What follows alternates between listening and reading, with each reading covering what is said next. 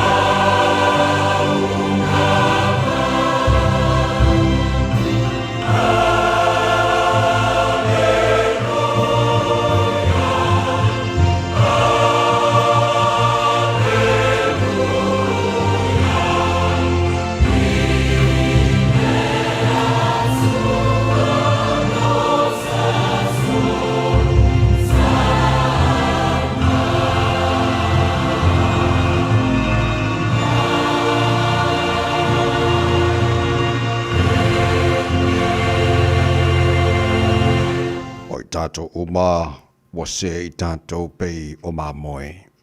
O te tasi mawhaasanga I lona lava ala. A wa whaao o ia te ia e le li I le amio leanga o I tātou uma. Na whaasawa ina o ia, sa tinga ina foi o ia, ai le tautala mai o ia.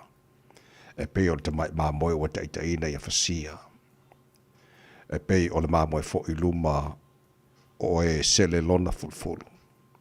O wha longo ia, o ia fo'i, ua le tautala mai.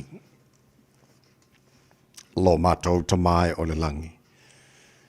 Ia vi ia lava oe le nei tahe au sing-singi, ma le tahe au manino, o le aso fau, ua e a mai.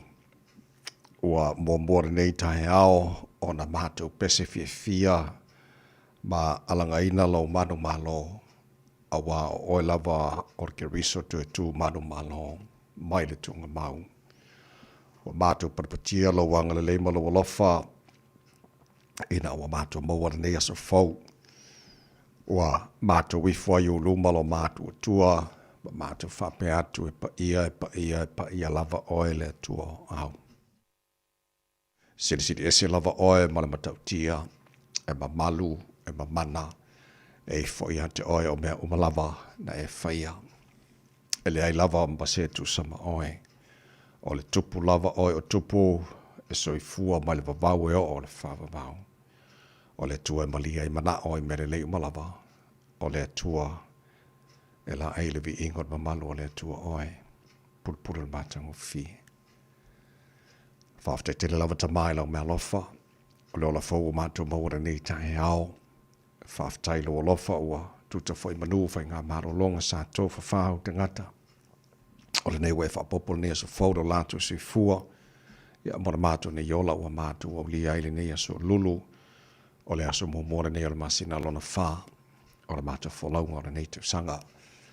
Ia o le mātou malanga o le nei aso lo mātou tua o ea mātou te manuai. Ua na o e lava, ua na o e foi. Mātou te mauai whaamunianga, ta mā whaamunamore. Tau te mai le mātou wholaunga leo whai nei. Manu e whaiva le a whengai ma le tuno. Ile nei fo yaso fau wa e au mai. La whangia nei a mātou whanau. Malutia la tau le paolo o ao pe atu nātu i awa onga. Whamuria fo i ta mai whaiva lo whengai ma limta mai tai whai aonga lo ngā whamale au awina. Nei a mātou whanau. Mana tua pele atinu pele sa mora mātou te talo. Whamuria i te tai o na tuno. Whamuria nei o mātou te ngata le ngata i sa moa. Au le lala foi mana papa ao iso se vaenga. Ora nei lalo langi. Na fo te talo mo nei atu ni usiro lo mātou nofo ma mawai. Whapena atu umal nei lalo langi. La fo yele tu maru mori panga mana tāpo inga. Nei mātou mātua tua asin sino la atu i maru mao te manaora ni yaso. Te tu aluaina pela atu li mawhana whana lo lofa. Mawai pela latu sifua lauri le tino sinisili lava le nganga. Musu mai lo nganga e mātou whamanatu. Mātou yeiri neva yaso tā ua, fo launga lau keu shano, ia mātou i loa na sama vali whaatasi ma oi o pupuanga, ma whamanatu ia i mātou, ua e te tongi le tau, ia mātou wangasala o mai ala ilu toto na malingi lunga sa tauro, ma louto e tū manu ma long, o le tala le leilea mo i mātou uma. Whamundia mai le tau tua redo sa mora ni yaso a tolo mātou te mā, o mātou huole mātou wala au neme ma la mai ala sua whamana malo Yesu Keriso, lo mātou re mara mātou whaona. Amen.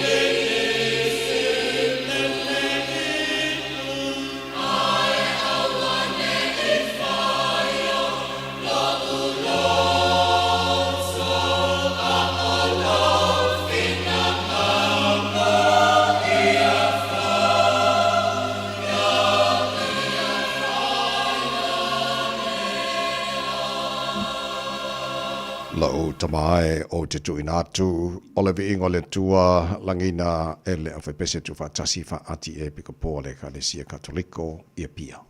Le tau tua mo e Radio Samoa Sfalima, iwa tolu a mo tātono, le tu lai ono.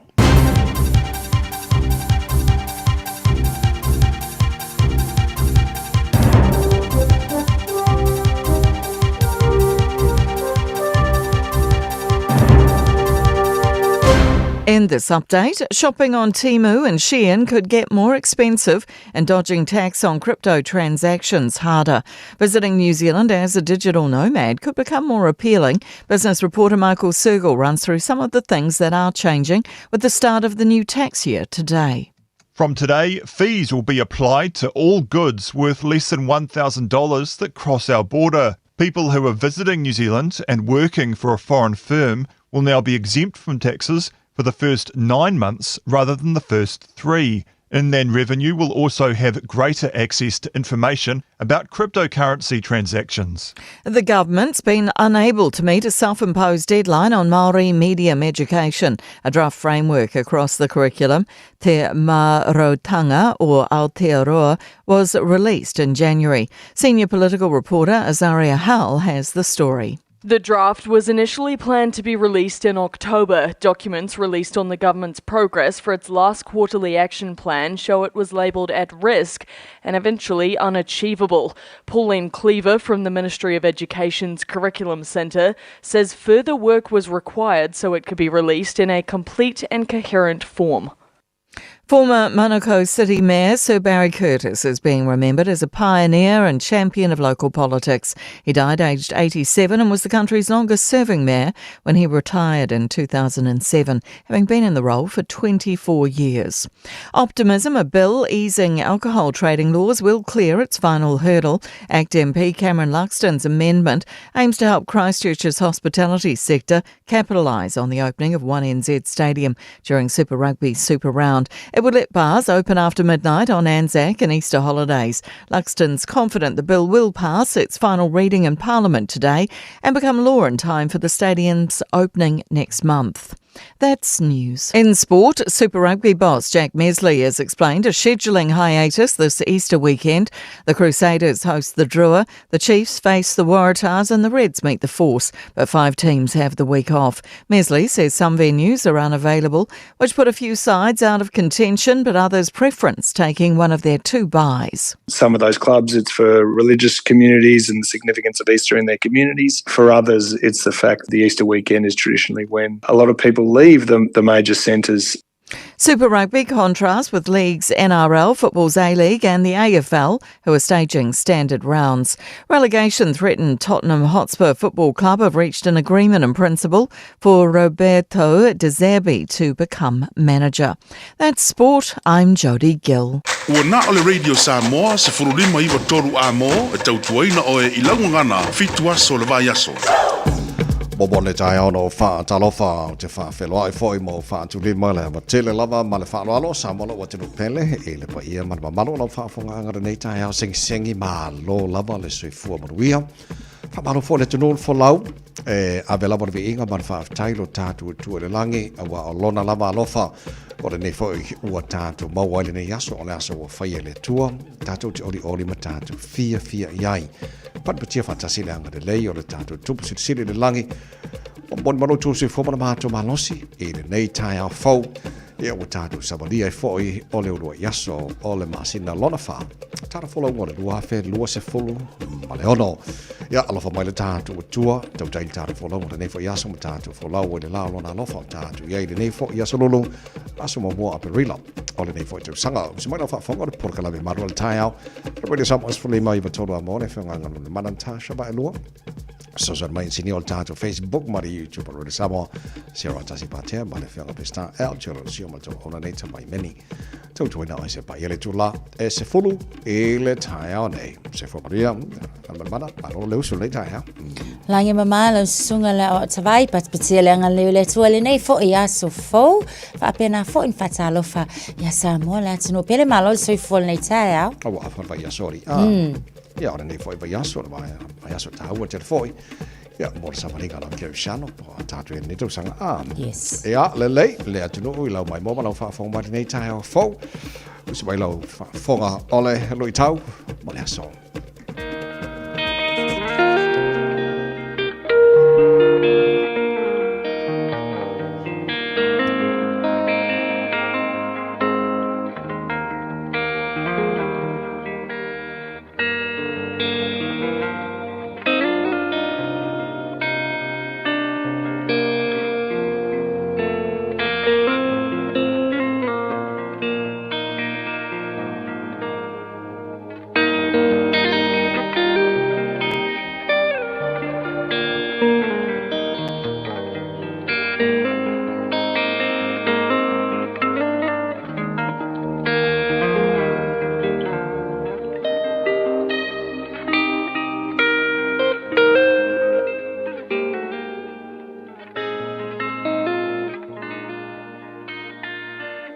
Lu i tau, mō le haso.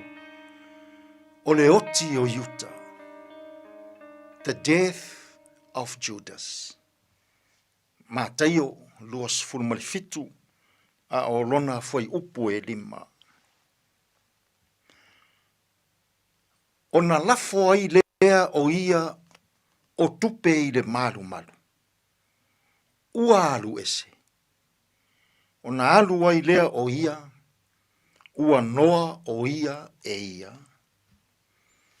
O le oti o Utah, the death of Judas. O Utah le so o sa ngā lulue whaatasi mai Yesu. Na whaalataina Yesu i le nei vāiaso. Ua iloa ina e Utah lona sese, malana anga sala, ma ua sala mo ai o ia. Ua ia toe foi i le malu malu, i le mea o ia i le au osi taulanga, ma toe faa foi tupe tolu se furu. Malana mori mau, ua o wanga sala, ina ua o faa lata, i le ua le sala. O na alu ai lea oia, ua pule i lona lava ola. O pua ngā o Yesu i lona maliu. Sa toe whaalata ina lava o ia e se tasi o lona auso. O se uso, o se uo mamae. O le mea tā ua o te fia whaama mawhaina. I le whaalata ina e Utah o Yesu. Na whanau mai ai lona i loa ina o lona sese. Na whanau mai ai o ia ua anga sala. Ua sala mo. Ua toe foi. E wha foi tupe na ia maua mai le whaalata ina o Yesu. A o le mea tāua. O lana mori mau na whai ile au osi taulanga. Ua ou anga sala. Ina ua ou whaalata ina. Le ele ai sana sala. Samo ai. O le tele o tātou puapuanga. E whaalata ina i tātou. E a tātou o. O tangata e lata mai ia i tātou. Ma nisi e pele i lo tātou ola. E tele mea le lei ua tātou whaia i nisi tangata. Ua tele o tātou wā ngā i isi tangata. Ai tali mai ia i tātou. I le whaalata ina o i tātou. E tele i to tonu o le whainga māloa Samoa. E tele i to tonu o e kālesia matapua inga. E tele i to tonu o nuu maafioanga. E tele i to tonu o tātou lava ainga. So se tangata Samoa e ola whaalata. E i uvale. Na o mea se na te whaia. e mā lepe lepe ai whainga mālo, whainga no, a inga, ma whale whainga luenga. Ua au mai e yuta se whaata ita inga lelei, mō tangata ola whaalata. Ia vave ona tu, ia e iloa ina, e te sese, ma e iloa ina o le ola whaalata o se mea leanga. Ma e o ai i le loloto o le salamo, i le tangata e le aisa na sala, o loo e whaalata ina. Samo ai, o le maliu ma le toe tū o Iesu i le nei vā yaso. O se awa noa le lei mō tangata ola whaalata. Ina ia salamo ma toe foi i le atua. Ona le mau lea o lou ola. E le anga le whaai unga yuta. Mā naia lona i loa ina o lona sese. Mā naia lana salamo. Mā naia lana tautinonga uanga sala i lona whaalata o le tangata e le aisa na sala. Ai toe sasia i lana whaai unga. Ua pule i lona lavaola. Sa moai, e i uvale, le tangata ola whaalata. Tātou te tālu. Lea tuai. Ha o maia i mātou i le reanga o le ola whaalata. O se anga sala. O se mea e te le fina ngalo ai. Fesoa soani maia ia i mātou fe au, ma ngā ruenga o lene iaso, e manu ia ai mea umma. Lou lava suafa Iesu, lo mātou alii, ma lo mātou whaola, ua mātou tatalo atua i nei. Amene. To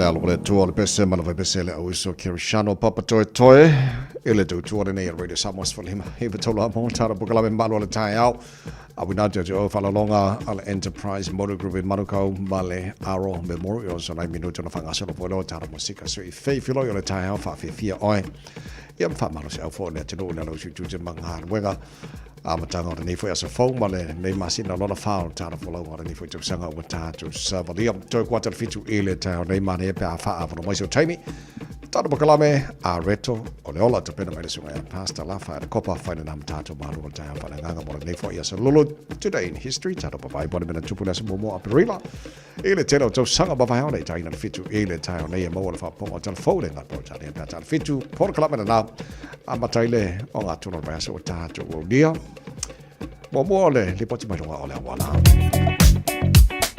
Talo fatu av tavale nei foi taimi o le tai au tatou lunga au wala lo mai tau atu le ai fai mai ia le tatou map le tai au le nei o le ma le traffic but e isi vainga lo titi le I Hobsonville I lunga tatou state highway se fulu ma le valu le o te lo tilo atu lo fai sipisi le taimi le nei ma I le vainga le I le Great North Road I lunga tatou state highways fulu ma le ono vainga na Grey Lynn pa una vainga na fo ela no mo lo no winga o na I fasi awala na po na vai awala na ole pisil taimi ne tai au the rest of the roads ia ole ngai ki lia le o yes fala bela tau sa vale ia tau tuana tau sia pel na le mal na saunga le mu I le nei fo taimi tai au was fluiva minute se ale tu lai ono Talofa o to finga le tau tala ma eselo fi fa longo le breakfast le radio Samoa o te ma ona.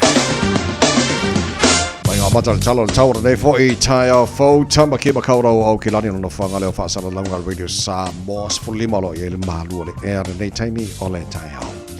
O winga le tau a pongi sa pe fa fo ba ya tu mari tatu pot fa sala lau I manu kau nei.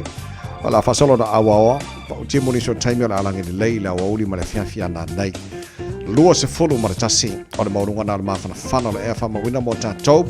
Le nei asa fau le asa mua a perila wa tatu savalia au dia tai au le asa suru mata ngo fira la le telo vaengo au kilani tutu sa le leia le mafana nei matai au luas futasi lona maulunga le vaengo yon tuatu las for raile Good Friday o la awa fo ilang de leil tau asto nai ma solo po na awa lang de leil tau lang de le fo le tau le sa o le tutu Easter Monday asong fo da sa fo wala pa utimu telo ba ngo kilani pa po utimu la so luar na ba ya solo na ya to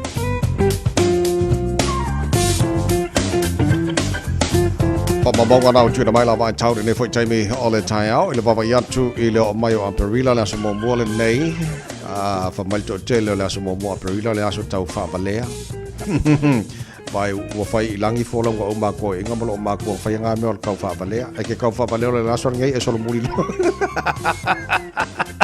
ai fa nga le le aso mai le tu o me alo fa le tu mo o ma au a wongi o la kau fa valea si ngi aso o tu langa na e mare ma fan pa ya tu nei fo ia va ya so mo aprila sik pa wal mo la audio tai au o fa nga solo tara proclaim le tai au o le tara pa vai fo tu langa ile tau tiro isi vai ngo si da pa na fo tau sa mo mari so vai nga o le ke lo pe luas putasi mal afa le tja nei tu lai ono o so amana sema opo le pese tara ina fa vifia ka radio sa mo nei tai au la tu nga ju te manga we ngo tai au fo fa malo so vai afa le tato va yaso usu fia o pese le mo oi mo rio fa va nei yaso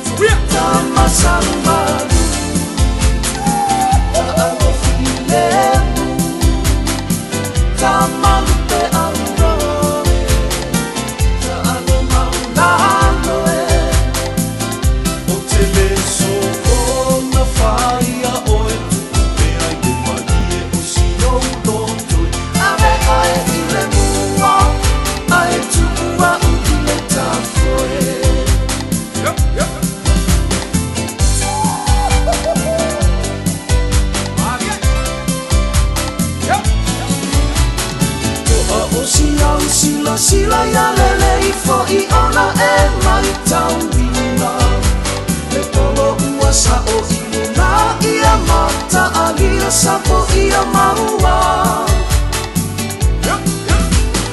Malu mai o le tua afa a malolo si mai wa vevela o le la Pue maua ina awana inisi o le polo e fiti fiti Tamasalu malu Ta'alo filemu Tamalu pe auroe Ta'alo maulaloe O tele so o na faia oe Tukupea ye malie o siyo no tu Ave ai ile mua Ae tuua u ile tafoe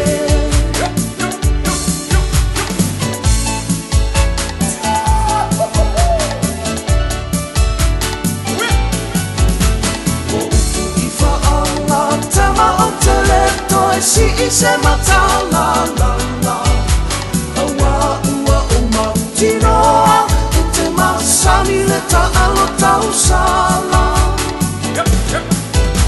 O tō tino o si o unu uta te musu tufi mai I o mao Whaia ina male maloa Tu sa paulea I si o unoto Te masani malu Ta'alo filemu Tamalu pe auroe Ta'alo maulaloe O tele so o na faia oe Tukupea I le marie o si au lotu Ave ai I le mua Ae tuua u I le tafoe Tamasau malu Ta'alo filemu Tamalu pe auroe Ta'alo maulaloe O tele so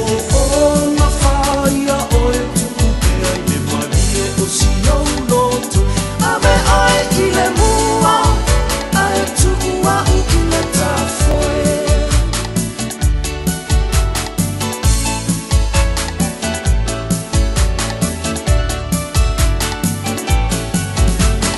Whakakea tai au ina wanua se fulma le ono le wachane le tulai ono whamano whaftai he le nei fwoi tai au fau le toa te leo paanga le tāna bukalame o whaatalo whawhawhilo i mai I lungo le tāna Facebook mari YouTube ro le Samoa ma lo lava le soi fuamari le nei tai au fau sona o ko kele marikako wa inga marikako I kare siaringi I kai aori e ale le se o vavai atu Simeon Suena good morning ma lo lava se fuamari e le nei foi tai au fau a singaru tu ua ma lo lava se fuamanuia a le ua maua le whamanianga o le aswhanau a whalawhitu nei le tai au le taimina o tāra whamanianga o aswhanau I ona wha a lua tu leo le tāra whamanianga le nā leulua I li Luisa fui maono a you good morning ma lo whaftai e le nei foi tai au fau Filongia Sao Peter good morning ma lo lava se fua e le nei foi tai au Tātou mafutai whawhawina Danielu, whapena Fo'i Junior Tupasingana also, malo whawhawmai o Swiss Port Team, Auckland Airport, malo lawa, alo whatu so, manuia whaiwal nei aso leo ngā upu tamuli, Tasi Tamaseu, good morning, malo lawa se fua manuia, nei teimi o ne tai hao, tole fo si umoti, uso, Melbourne, sorry, whako le ala papora, Melbourne, lea, ngarmalmana, Maloa, whafkail wha te simali tāra pakalame, ne fwoi tai au. Langi man, good morning, malo lava sui fua, whawhonga mai o Boston, Massachusetts, sorry, kawhiwhi. Awa merika reo o whao, kāra whamari kai o whau. Ia, si papa sapini male, I le wiri manukau o kua whanea o kākou. O kākou pong whasalau nei. A peru I whapō, Fonti pulpule uso pasta ala fatu nei tai au mo dia fai volne au se pulingi fo vai tino papa good morning mai ava Simone Talia amiu e fa mosa vai sorry Rachel Sifa good morning malo se fu Point England sorry ko ke mo ya ka ko ka le singi ka ya ori to te na nei pa anga fa talo fa fa le mai le foi te mo tai au Tara po kalame. Whatalo whai to telo whaafong mai Australia nei tai au ngaman mana. O wawai atora na whilean whaasitisila ia le palmi Australia. Ia le fsosantele Australia mo le tulanga o le tonga talo latu pensini a sole kwa ko arpu lo palmi le o le mana ia wa te lo tasi le vanga e kong kai pensini. New Zealand. O melo la fonga le lungo le tau le pensini ia tau na ia. Ia ma to foi ia tax le malo foi le fa popo le ale kong kai pensini. O pensini ia kong ofi. Ia la ngola fonga la e mo wai kupe le malo. Mai sua o lo tatu fa ngai nei. Ale lau kiki lo mo kwa se ki ale plan al palmio Oscar le o fa sa lo manga fia. A fo foto ia pe amale los fulono sene le o fa pa o mai ile tax le na i lungo le pensini fo ile mo Oscar. Ai o le la o lo fa nga solo nei mo le pe amale tolu masina le o tiro fo ile le ia.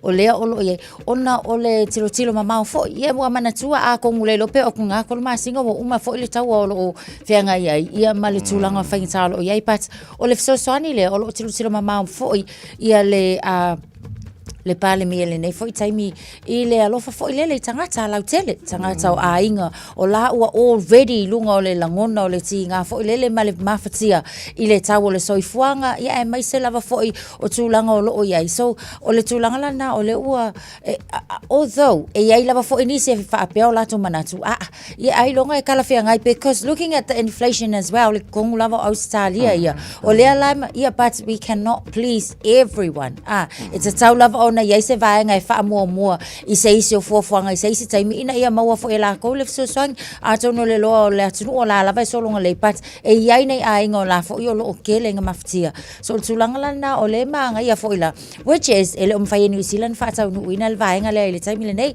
a fuala ia tatou ele o ia se tulanga fa pea fo ile le wa amata ona fa amata ali mai le malo o le atau fa pa ua ia la fonga mo tatou la ia le e fa o popo I lungo o le fuel O tilo ia na po ile vaanga le wo il fufuanga palmio Australia se la tamai o le meta o le pa u kongo sa mala lungo le ul fau ia po le tilo tonu ale meta tonu le fa fitau a wa fa fitau le total benzini e mo tangata o la ia ko ka vale so tangata la fa lan ka vale u kul benzini o te los fa mama venga tele le mo la to a ko I fole aka ko mo mele wenge limus fuka la bongis ia mor ka wo so sangi ka ol pensin wo pengi pinga ki pengi pinga ki bo le fa pede ka ko ia na me no venga le tala fo le mois ai le mois ai ati tiro la le mela o mar fu fanga le o fa un lo fa el palmio Australia le mo ka fa ka vale uma so ska ka fa lan ka vale a felpam e la quale o molto so ni foi il tamo tal pensini lo ini ya Australia or kulangan nga ye a fa ko kile selfie or nga ka wa ko ka ko jaro mo kla le foi ta foi mai tono au kilani wa fa ya suiso tele vanga le o le Auckland housing plan malolo yene na matama le housing plan mo se fira tunu e 2 milion na fa le e fausia ele mama tele atu anta ta no e fo le sta ao o fa pa o mai wole 2 miliona au 1.6 alo titilo tornafi e fo le swinga lo ko ingo mai fo le o le tasite si male fa miliona le fa io fa le o tilo fo ina ia fa au la to fo fuanga na ia o le tulanga le fo le ona a fo ia e le mo le tele o tangata la tele mai se la fo ia la to ele le ni si tu au ni si tu e fa ia si fa le ono le fisu ia e pei o le lava fo I o lo afia lava vaenga nei I le tamilo sanga fo le au fai pol kiki ole vaenga tonu ale na pe ole o kau fa ka avili fa pe ma fa ta milo ona ele o mauti no tonu lava le kasira kau sanga ai tolu swinga o o iai ele o iai lava se swinga o ma fai ona mauti no ia maleleilo na fa ta winga o ai lo a fai nai e fai nga kele langa I kon kala ke ia la to o lo iai nga luenga mana tua ala kiki mai la le project e au mai ole la iti foi na nga luenga ia mai se foi la to o lo mawala to nga luenga fai nga lusi fo fo inga luenga a full tasi tesi malfa mali tasi tesi malono so tele fo ilani si ole a lusinga luenga I le vaenga lea ma ele mauton ele lo fo pe uma kle pa lo kai fa pe mai fo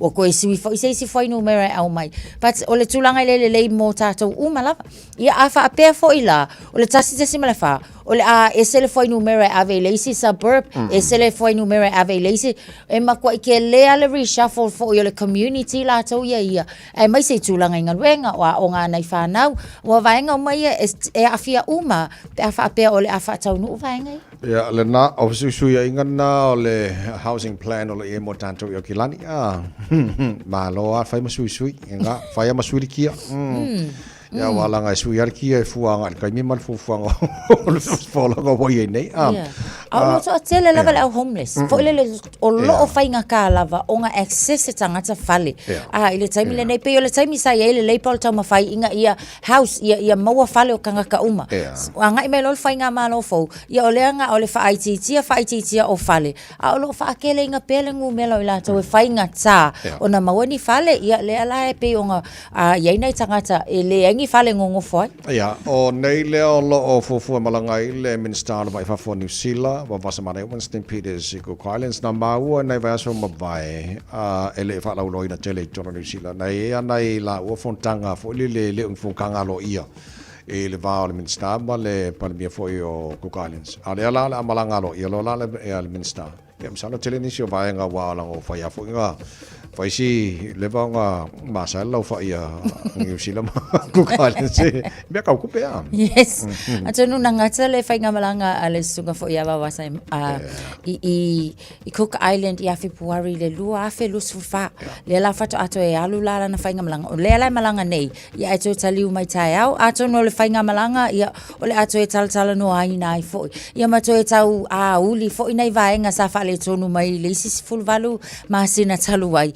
ia male vala valea o le fainga pa anga fo I Cook Islands lato ia wasa kele fo ngai kele singa ia I le fo I taimi pe I mama watu fo il tau sanga sem vai ia ona o tulanga lava fo e pe ona ia le Cook Islands ia ai talo sia ia uma mai le fo no le nei ia wa ali mai fo ia pe wa tangia mai ni si tulanga le fo ia o le afa awa woi fo le nei pa ia le lei mo le sirfia na tino ia nei pe amare to fitu masina na fa tonu le fainga pa lo New Zealand o bava ya trainee so va ngai ona fsu ya portfolios o le Caucus le national pe ona faria mai par mia la sona fia o le tulanga fo yo lo wa ia o le tali nei ia po ai o le ato e fa lawi lo mai le pale mia o le sui ia ni se portfolio se ai mai se lava fo to no le party le national ona o le time le nei manatua ia o le wa fa ma vai ia Judith Collins e tele ni se portfolios o le sa ia o mia pe o le defense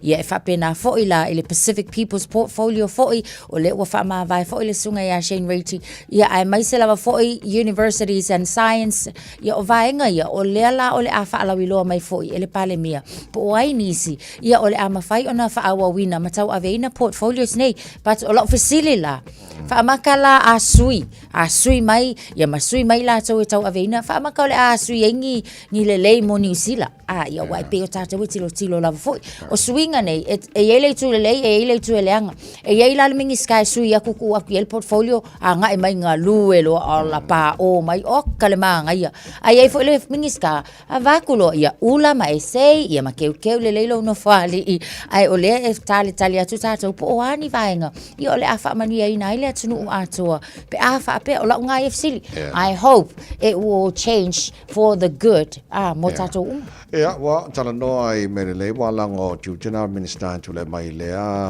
tangar venga au te lom tangar venga le tato o le Pacific the Ministry for Pacific Peoples e te tawa na ile minister e malama le lei e merele mo Pacific kam tanga Maori mantuala te lo fainga malo mobile labor e na tu lava ia te mali fo le Pacifica na tau veina ia tu le mai le fainga malo e nei ia Shane Reti ia o na Peter Maori te o foi malam ai manga ia tarosia ia tu le mai se tau veina le mtanga venga le ia stangata e Silfia le malama le me le mo tanga Pacific ya nga telefone wa tina le la tomo tatu tanga sa mo Pacific to New Zealand ya wa fo lava fo I mata upolo o ngā pāti ai ma olo o mawhati ai lava tātou au ki lani lava ia cost of living, housing pressure, health services ia ai mai se lava tūlanga I le maua lunga o le le ai uni ngā luenga fo ia pole unemployment so ngai mai la ia minister fo nei ai tangta ngai to so ai vaenga ia o tartono le atele se swinga ma fa manu ia nai tātou malama ai sa le to lo se folo ba le lo mi do to tale o le July fitu le porkala be balwal tan re sa mos folima e ma tolu a mola sa mo aperilo tatu sabalia malon fola mo le tonu a mai fa fianga mai le penino je fa moni so tatu fa sa longo fa business le se tatu le poti ma do na wala so ile mal tan porkala me re tolu le foi tan good morning kia ora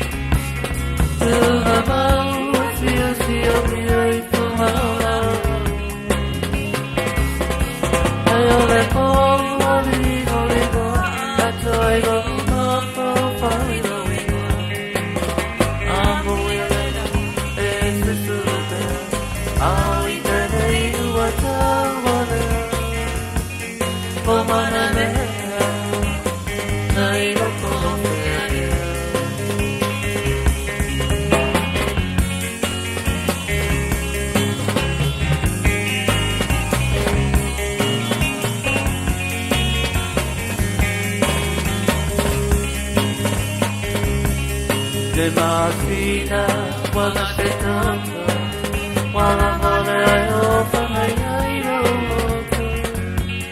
desde el tiempo o hasta día solo tu mamá si y tu mamá ole como ni no soy no más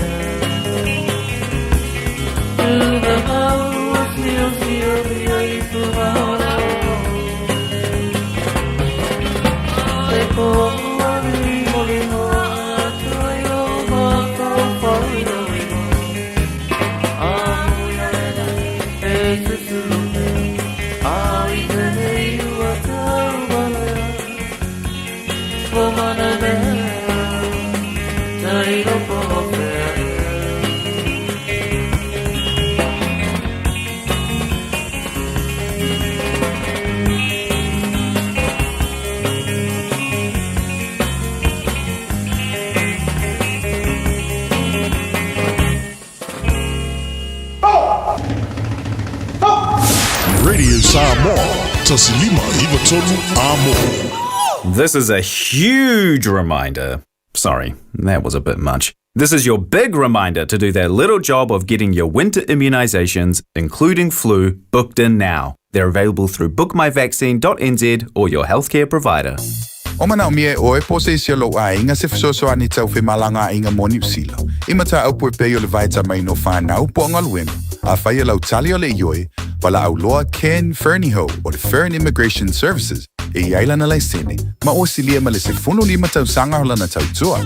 E toa tele tangata o Fesoasoani iai ken, I mata upu tau whimalanga inga, e awhia I mata upu na o atu le tribunal, ma apili le minister. Tanga iana e le Facebook, ma le upenga te whailangi I Molimau. Mo nisi whamtalanga, wala au mai le Fern Immigration Services, o luatasi, tasi limatasi, o lima. Hey, don't be that guy, or that auntie, ignoring a sore throat. This isn't just some drinks and lemon tea in your sweet situation. Untreated sore throats can lead to rheumatic fever. Nobody wants that for their family, eh? Go get your Pepe's sore throats checked at your GP, school nurse, or pharmacy. It's quick, easy, and most importantly, free. So come on, whānau. This summer, take care of your tamariki. Get it checked and get it treated. For more info, hit us up on socials at Stop Sore Throats or visit stopsorethroats.nz. O e si la fia me e whaatino e mawhaiona e umia i so fale motu le lumanai. A whai fo i so fale motu, o e si la fia me whaiona whaatino ni si o fuafuanga e whaonga aire equity o lo fale. A wane e misiere por kalame o le malu I fale. Ia fiafi o sururu taitasi le se fulu e te aile whaa. O le a e si la fia ai au wala e mawhaiona e umia se fale motu le lumanai, ma au wala e whaonga aile equity o lo fale motu e whaata waise isi o fale. Le por kalame o le malu I fale. Ia fiafi o sururu wa yaso taitasi se fulu e te aile whaa. Talofa o to finga le tau tala ma eselo fia whanonga le breakfast le Radio Samoa o te maa o nai. Lunga tato au wala aveta avale lunga le State Highway se fulma le valu e o lo yese fa la vela veta avale na le Squadron Drive anga yatu I tau Hinu Road on the eastbound ia o le nala fo yo lo mai tawa tu le taimile nei nala e le o fa ngaina le eastbound lane I le taimile nei on Squadron Drive on ramp ia fa mole aveta avale pe afa pe o e wi le vaenga le na le awala tele anga yatu lunga tato State Highway suma le valu ia o le tilo atu tasi lua tolu fa lima le ta vale so looks like a multiple crash avta vale le taimile nei tautua na lava le saunga le mul nei taimio le tae au o nisio vaenga wa tato wal tele o lo o maita watu ia o le lava fo e feo lolo lava lunga le State Highways full male ono tato I le vaenga le achio I lunga ina o le e iai fo I le ata o le ta vale o lo na winga ia atonu fo yo se ta vale la vea I lunga o le awala tele o lo pisi la tatou ina le vaenga na tatou Qmail motorway anga yani nga Morningside ia o lunga lava na tatou State Highway suma leono Point Chev o le na foi o lo o mai tawatu le na ua pisi taimile nei te Aratu South o le foi ua tilusilo atu ia o le na foi ua amata na pisi taimile nei o lunga tatou Southern Motorway o le feo lolo ki lia le le taimile nei fa pena foi le State Highway lua se fulu I le vaenga le vao takanini anga ia tu Papakura on State Highway 1 paule na vaenga on the Southern o le o lo mai tawatu foi ia o le ua pisi mai taimile nei o le tae au ia ta vale tautua na lava fo ia mataala ma ia lava le ona sa ilunga le awala tele nei taimi o le tae au just full 5 minute ona tale o le fitu Talofa, we're the Katinas and you're listening to Radio Samoa on 1593 AM. Bread of life sent down from glory. Many things you were on earth, a holy king, a carpenter, but you are the living word. Say it now. Come on.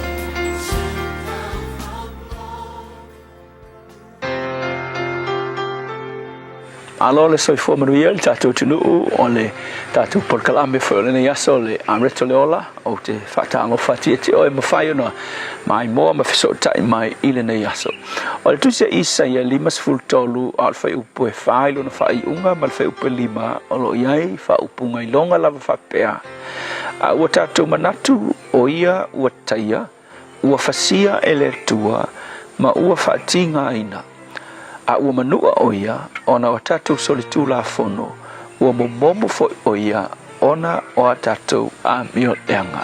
A le upu mo oi le aso le nei, na fasia o ia mo oi. O le vea se tā ua le nei, o lo tātou anga i atu fo i le whamana tuina o le aso na maliu ai, po pua ngalo tātou ali i whaola o Isu. Ia o lo whamana tuina i le kālena ke visiano, i le lalolangi atoa. Ai le maliu Yesu pe ava ai le tuspa ia. O le mea matautia ua leva o na valo ia mai le tuspa ia. Ia le tuainga maliu e maliu wa Yesu e maliu i lungo le la au. Ia pe ama le lima se lau mo ntupu u tausanga. E le ngata o le tuainga maliu ma le onga o le manua ma le tinga ina o le mesia. E whape na foi. O na valo ia mamao mai. Ia le manatu ta atele o tangata iutaia o le vai tau na whasa tauro ina Yesu. O le manatu ta atele o tangata Israelu. O le maliu o Yesu le na fasia i Romama tu uilunga o le sa tauro. Fai mai latau. O le seleselenga lea o lona upuvale i le tua. O linga le upuvale le winga o so se tasi e whaia se wha upunga e te atu i le tua ma le mingao i le tua. O le talala Yesu nga whai ma lana claim le na whai le larolangi le taimi le Israel. O ia o le tua. Po o ia whai o le alo o le tua. I le tau o tangata Israel. O le upuvale le mele na wa e whaia se wha upunga wha pēna e fōlinga mai e tutusa o e ma le tua. Lela, i le manatu ta atele o tangata Israel. O le whaasa tauroina o Yesu, ma le manua, ma le momomo o Yesu lunga le sa tauro. O le mele na, o le whaasa langa le tua. Ua whasi e le tua, ona o lana mio leanga. Aina tau mai e le au auna le tua o Isaia, whai mai.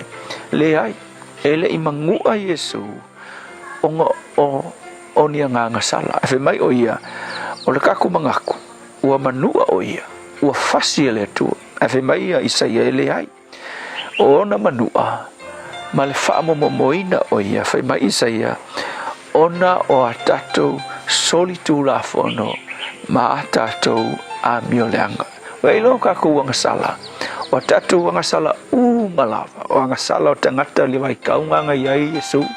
O anga sala o tangata le vai kaungai. E o mai ke miringai.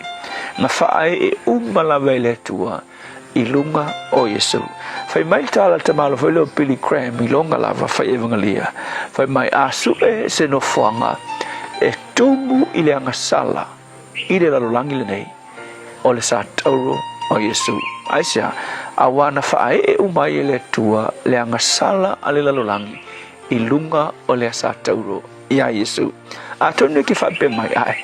Ia nang kere iola nga kai mere kere ia ngasala nga ke loa o le va aima mawa le tua nga ia sila fia oi e el pese masani fa pertania a o ia Yesu ilunga le sa tauro na ia o ilo na mafau le winga na ilo le Yesu a e ola mai fo e kumu fo o ia ngasala fra kai a o mafau fo ia o ia kia sa o le mai le aso nga o wolai se yo ile aso na o talia ina ile li faola o Yesu ile olang so o kang ia ufo ia mio leanga mang ia o anga sala mani mea matanga sa o faia ai o ki fa fitai ia Yesu o lona mali lunga sa tauro e sa o lava nga momomo o ia na tu ipalaina o ia masawa ina o ia matanga o ia lunga sa tauro ona o anga sala awa o iloa e boni o le tangata sala. So o lo tali tonu la ile maliu o Yesu ile luafe tau sanga umawai na fasia o ia mo oe mai fatua tua ia o ina e ala mai ai le fa mangalonga ale tua ilo wolanga. So e fo dinga mai saul kala i kan kayu kayang fai mai o manua o ia o fasia le tua e kasi le mese ai e se o nga ele i fasia le tua ona o ni nganga sala ai na fasia le tua ona o au ngasala ma o ngasala le tua fafitai na e manua na e puapua ngatia na fasia oe le tua mafasalaina oe e lou lava tama ona o amata ngasala ia tau aveina o e fafitai i lou tau aveina o matu se mafale tonu fafitai le faolatanga. Amen.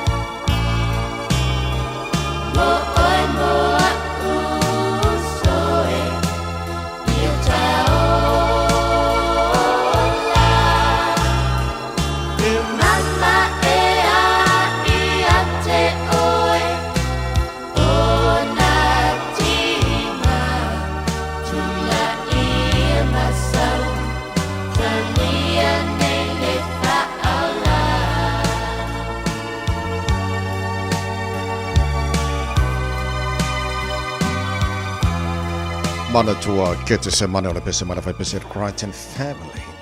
Whamai ele tarabuk. La mea reto le ola le fo tai au fau ina wato lua mino tolo jora tale ole tu la fito le asumo mua o aperila. O ane mena tupure ne asu tau sanga o mapai. So sanga sa si iwa whaavalu ila so ia na toe fuafua ina ile toe ilo ina foi. Ia ole theory lea sata o le Big Bang Theory i to tonu o Amerika ele whaalaputonga le American Cosmologists. O le lua fe maletasi ia na vea Netherlands o se atu nuu mua na o lato talia ina le whaafai poipoina o le same sex po a lii ia ma le whaai poipoina lava foi o tamaitai.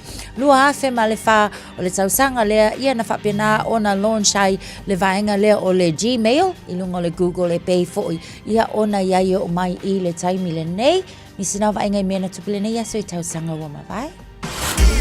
Radio Samoa. Taslima Ivatolu. Ama.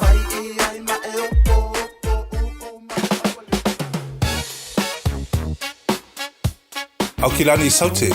Sa ili se Samoa oe malo ai. O le Enterprise Motor Group manukau o lau fale taavale wha moe moe. O tele taavale matango fie filfili mai ai. Tele le fisosoani o lau whai ngā luenga mo oe. Mo se taavale talafia ngai. Sua mai i le 5 Grey South Road i nei manukau. Asias fo i le penga tawhailangi enterprisecars.co.nz pe wala au mai i le oval selau 5 lua tolu wha. Enterprise Motor Group manukau sa ili, filifili ma ave loa lau tawani. Le Arrow Memorials le awaunanga wa ovantu ma le tolu se fulu tausanga o tautua mo oe malawainga o maa whaamaratu e ngau sia i le maa mora e pito siliona le lei. E mawhaiona lafo le maa whaamaratu i Samoa. E tolu la e mawhaiona e asiasi a i e whai eila u filifilinga ma ngele manukau maniulin. Pe te tanga iane le arrowmemorials.co.nz. Morisi whaamtalanga wala au le lua fitu ono fitu valu fitu fitu. Lua fitu ono fitu valu fitu fitu. Le Aro Memorials ma whaamaratu I se tautau ngau fie e ngā osi ma le whaamaoni mo e pele ia te oe. Le Shine Dental, lau whale whaini fo whaamoemoeina. Lato te whaia fōwha tala noa ngau nifo, ia so lulu tai tasi. Te le awala me whai ona tutongi ai lau tong fitinga. A fio mai loa I le 5.5 Great South Road Manukau, Bevili mai le lua fitu ono onu whawha, lua fitu ono onu whawha. Mo le Shine Dental, e ia inga whapito. Ta lofa lava, o le siu fofonga le neo Samoa, le Radio Samoa.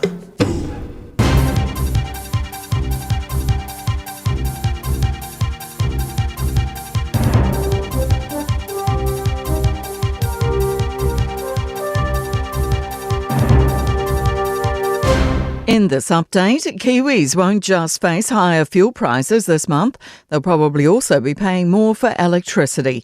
Power bills are set to rise with lines charges increasing for every household. With more, business reporter Michael Sergel. We're continuing to spend more of our income on power, with average electricity prices rising more than 13% in the past year. Households on the low user power scheme will face a higher minimum daily fixed charge, although residentially generated solar power will now be tax exempt. KiwiSaver changes will be great news for those who can afford it. From today, default rates will rise to a voluntary 3.5% ahead of hitting 4% in 2 years. The scheme is also extending to 16 and 17-year-old workers. AUT finance professor Aaron Gilbert says it's a step in the right direction, but many won't benefit. A lot of people for whom that extra is going to cause some really hard choices about whether they continue to contribute and how much they contribute. Gilbert says the government should look into whether employer and employee contributions should be linked. David Tamahiri's journey to clear his name has been deemed a sad indictment on our justice system. His double murder convictions for killing 2 Swedish tourists in the 80s have been quashed. Canterbury University Associate Law Professor James Meagan says this took too many steps and Court of Appeal visits to get here. And they were pretty heavily criticised by the Supreme Court for that 2024 decision. So this is a long road where a lot of people have accepted very poor evidence. Donald Trump is now saying other countries should go get their own oil from the Strait of Hormuz. Oil prices have spiked since the Iran war essentially closed the critical passage used for shipping roughly 20% of the world's oil. Posting on social media, the US president has said countries should build up delayed courage and take back control of the strait. That's news. In sport, golfer Tiger Woods has told authorities he was looking at his phone and changing the radio station before failing to realise the truck in front had slowed before his rollover crash in Florida last week. A probable cause affidavit stated the 50-year-old also had 2 hydrocodone pills, an opioid to treat pain, in his pocket. Officers observed him as lethargic, slow and sweating profusely. They said his eyes were bloodshot and glassy with dilated pupils. FIFA football president Gianni Infantino has insisted Iran will compete at the World Cup and their games will be played in the United States as scheduled during June and July, despite being at war with their hosts. That means New Zealand will open their campaign against Iran on June 15 in Los Angeles.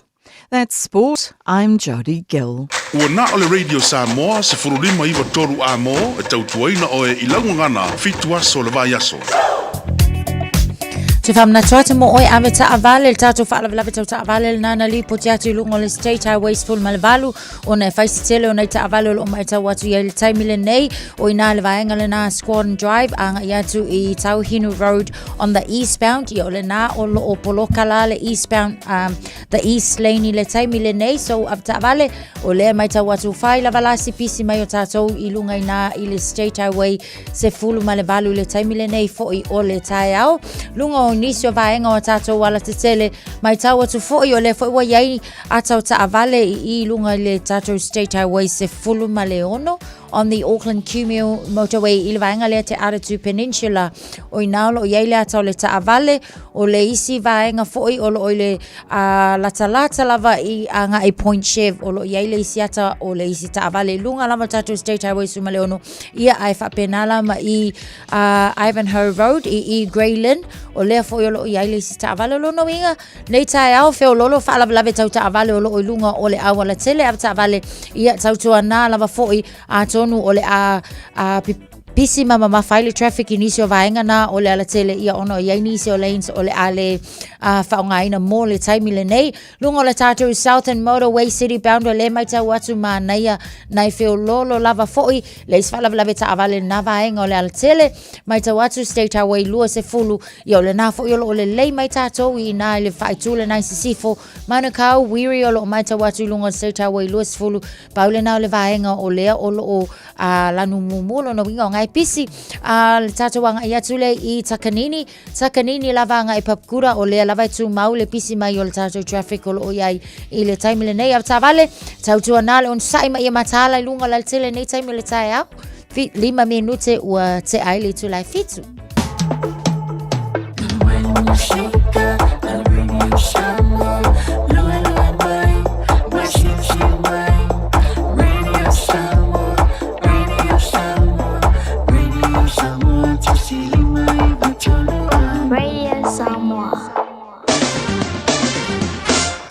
Taile te nōna te ria mai o te utua i tono lo maota whapena fo i tono ta vale ma whai ngā ruenga lungo le tātou Facebook mari YouTube o re Samoa whapena fo i tātou ala leo i Samoa FM 106.1 malo lava se fo manuia lava inga lata mai le nei le talo le tau wapa atu luas futasi lo ele mawhanawhana le e Samoa o tēna fitu i Samoa e le nei taimo le tae au langi le leitoe awawa mai fo i le tae au fau e le wawa yatu o winga o le tau i Samoa le sona matele na awawa le tau e vaenga o Samoa e pa ua timu e le nei foi aso lulu a tātou o lia le amatanga o le nei foi masina lona whā o le wholaunga o le hua whelua sumare ono tolu se fulu degrees Celsius maurunga le vevela le e Samoa le so lua se fulu mare ono i lona maualalo ia o longa tono vaso o tātou iai whamoe maua le tātou so tainga i Samoa ia marasui o tātou ready Samoa pēna masina aso lulu vaso te tasi o tātou tala me Samoa le tāla valu awanoe whatalo whatuai pāanga umalava ana mātua le tāia ready Samoa Olo tātou whatasi lunga le Facebook, mari YouTube o Samoa, America Samoa, ma pena fo ile tino pele Samoa,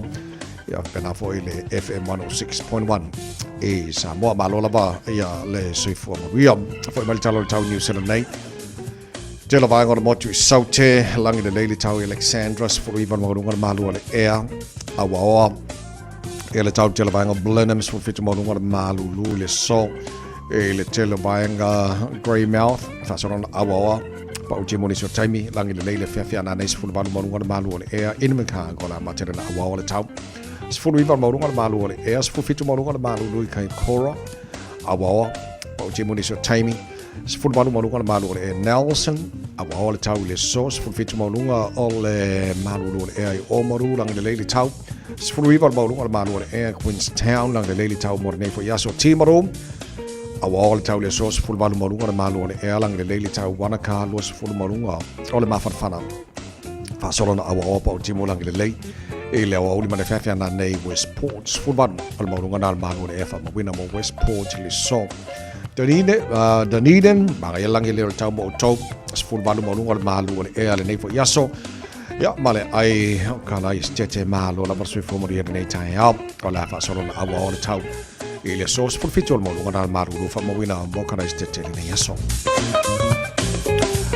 Tātou se mai le motu i mātu le pi to la varunga le motu i mātu i kai taia lua sifulu o marunga le mawhanawhana e whaasolo na awaoa pa o timu langi le leila o uri ma le fiafia na nei whaatara whātu le mamalo le tino iso sa vaenga o le lau mua Wellingtone o lo tātou mawhutara nei tai au malo o la varasui fua maruia whaasolo na awaoa le tau mo o tau e le so sifulu fitu o marunga na le maru rufa mawina mo Wellington le so whanga rei awaoa pa o timu niso taimi langi le leila o uli ma le fiafi lo sutasi marunga le mawhanawhana wanga nui langi le leili tau lo sutasi marunga le mawhanawhana tauranga langi le leili tau lo sutasi marunga le mawhanawhana le so taupo langi le lei fo le tau sifulu walu marunga le malu o le ea le nei aso langi le lei ma le tau i horoto rua sifulu iwa marunga le malu o le ea le so langi le lei fo i Palmerston North sifulu iwa marunga le malu o le ea Ele vava atu ni Plymouth la langi de leifo de tau mo tau le so luas fulu mo lunga ma fana nei pia fa solo ina awa de tau ele so fulu valu mo lunga ma lu ele so fulu valu mo lunga ma lu ele Masterton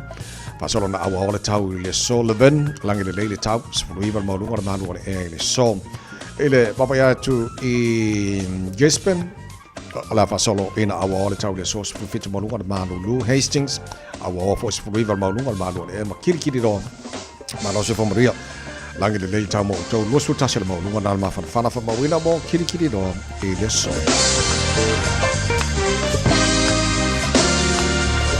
no fonga fa sala radio Samoa a pongi sa pe fa for nei time mo tai ma le tato potu fa sala lau fa mai la ba tau su falo il malu lu nei ba ngore tai au to mo winga tau le so e fa solo na awa o pa timo ni so timing langi de lei na wa uli ma le fia na nei lo se fu ma tasi o le maulunga o ai ia le mafana fa mawina mo Aukilani le so se fuma tolu lona ma walalo tai au pe au liam langi le leile tau aspirate Good Friday langi le leile sto na langi le leile sa pa timula so fo mana so lor va yaso lo mana ya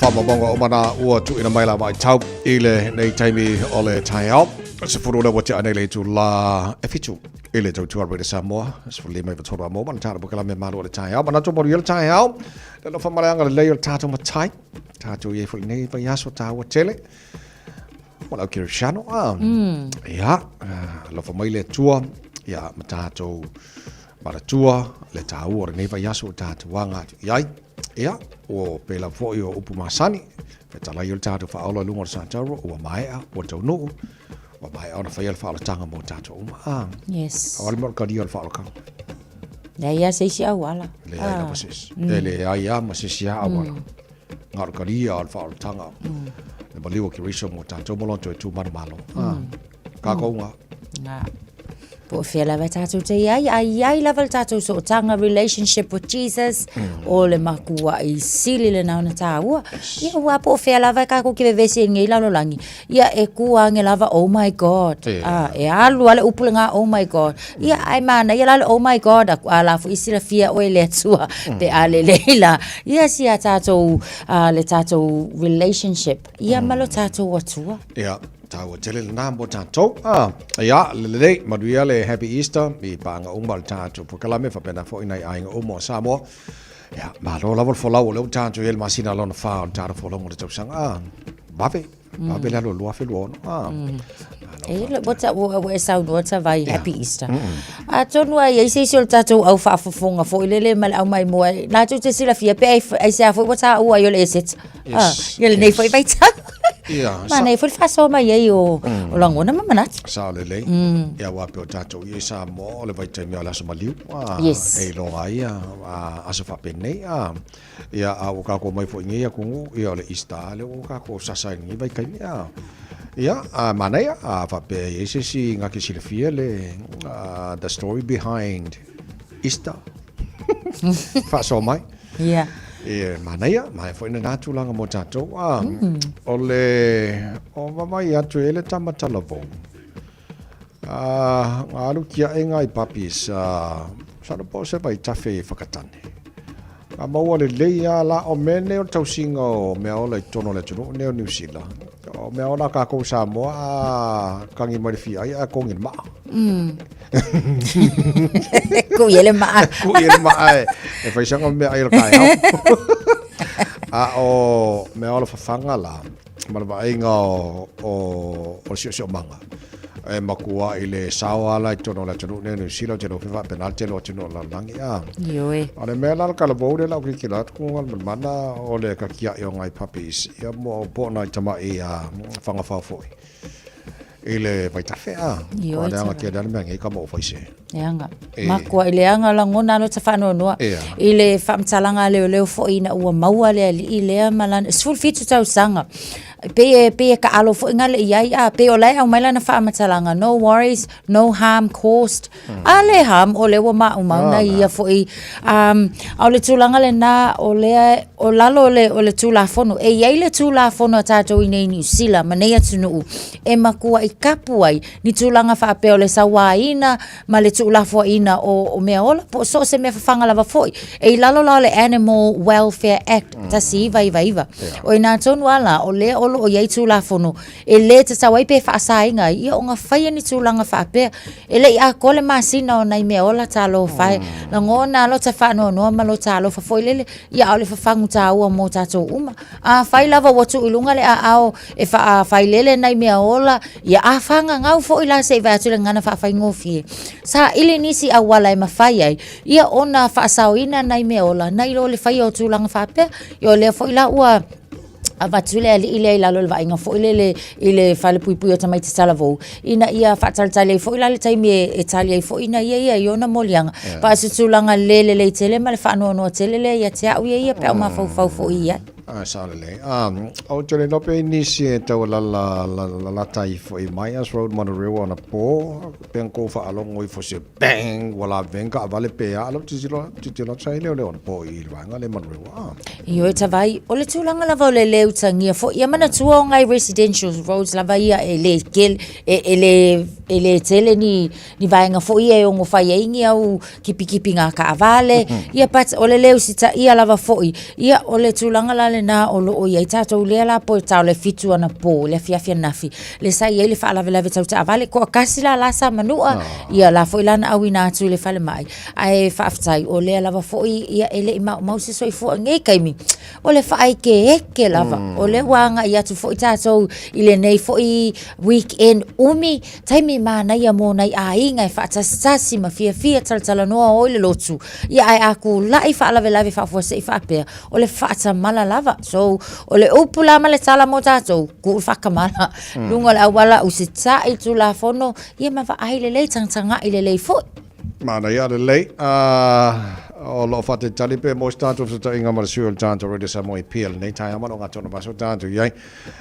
malaile I Western Springs o te lo le te leo na fi na ia nisi off on to ina to in council Alo titi lota na filen na famtu mari feeling ya ole decision for the council lo tu ina mai le mo ba ngale le Hollywood Bowl wa le titi lota la to ia le fa pena na fa for inal malai Western Springs ala Bioraise Stadium mo concerti good news for mo le unit la pia kala plak pia Ponsonby Ja, le titi lato le la moi malava no fa ngai na pela to next 5 years titi lato mana ia ai la le ko Western Springs Stadium le la Western Springs Bowl Super Bowl ia ai o le tulanga na o le o le tau ato le o fa ata mai fo ile o le afaalu ile to e tapena ina mal faia o le fo tulanga fo o ia lua tesi male 5 miliona ia au mai la e ngai mai lava fo ila o funding la e au mai I le vaenga le tataki Auckland Unlimited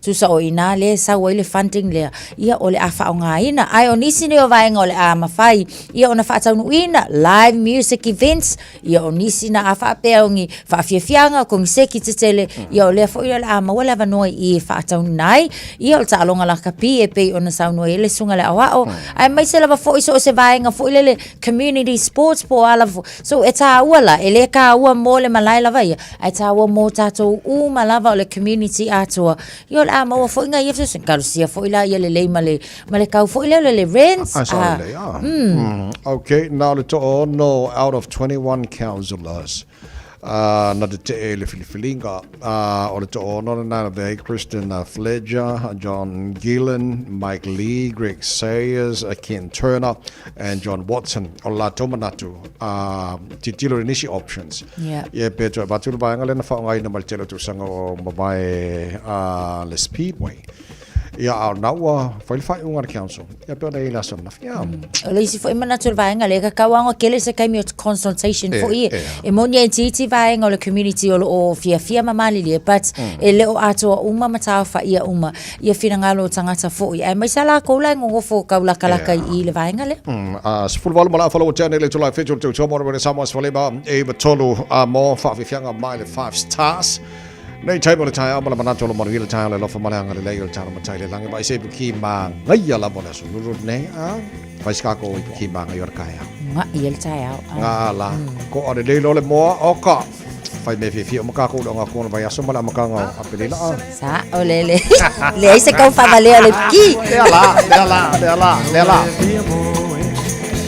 da fai la ia ta la mai pe I say yo pa a pia a tuilea o tali toni la pa ma homi wa me no ma wo moni o te yo o te ame te foi le oti a pai wa pia but the smile io da ma left to Lima o night to my Samoa my New Zealand.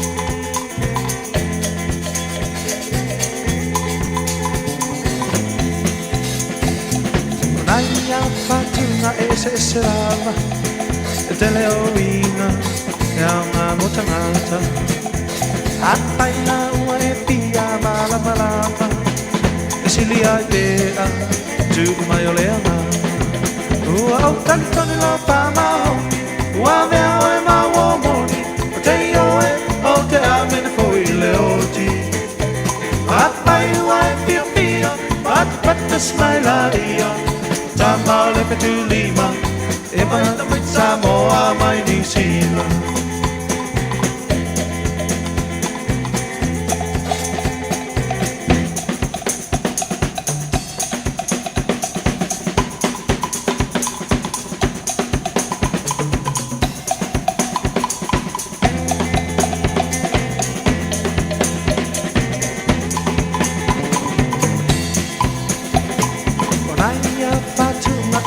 Lava, tele o wina, elma motanata. Apaina wae pia malama, silia pea, tu mai olema. Ua o tali tali la pama honi, wa bea o e ma uomoni, o te ioe o te ame me koi leoti. Apai wae pia, but the smile ia, tamba o lepe tu Lima. All night to my Samoa, my New Zealand.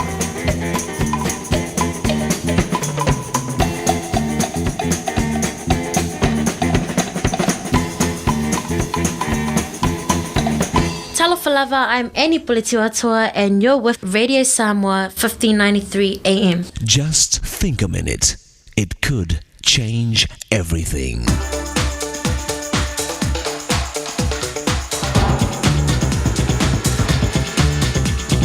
Think a minute. Vince Foster was appointed by President Bill Clinton to a high position in the United States government. But tragically, not long after he achieved this success, Foster reportedly committed suicide on July 20th, 1993. Just 8 weeks before he killed himself, Foster had been asked to be the speaker to the graduating class of a law school. This is part of the speech to those graduates and new lawyers. Remember that no one has ever said on their deathbed, I wish I had spent more time at the office. Balance wisely your professional life and your family life. If you are fortunate to have children, your children will grow up and be gone before you know it. I can testify it is true. God allows us only so many opportunities with our children to read a story, go fishing, play ball, and say our prayers together. Try not to miss even one of them. Now, after Vince Foster's tragic death, his wise advice to us fathers and mothers continues to speak to us, especially if we've failed to spend the time we should with our children.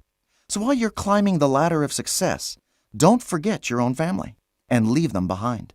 Those years with your children will be gone in a heartbeat.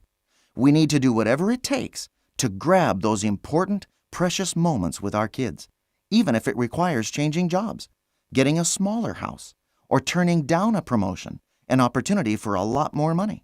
No job is worth it if it means you'll spend less time with your children. No money, power, or popularity is worth losing your kids. You and I were created to work and produce in life, and there's no work more important than the work of training and raising children to become mature, successful, good human beings. So don't fail in your life's work because you're too busy making a living. Make a life with your children who will carry on your life's work long after you're gone. Loving and teaching your children is the most important work you'll ever do and the greatest success you can ever have. So why not ask Jesus to forgive you for your failures as a parent? Then ask Him every day to help you know and do what will help your kids to become all He created them to be. Just think a minute. If you'd like a free CD of our top 40 programs, write to us on the internet at www.thinkaminute.com and catch us tomorrow at this same time when we stop and think a minute.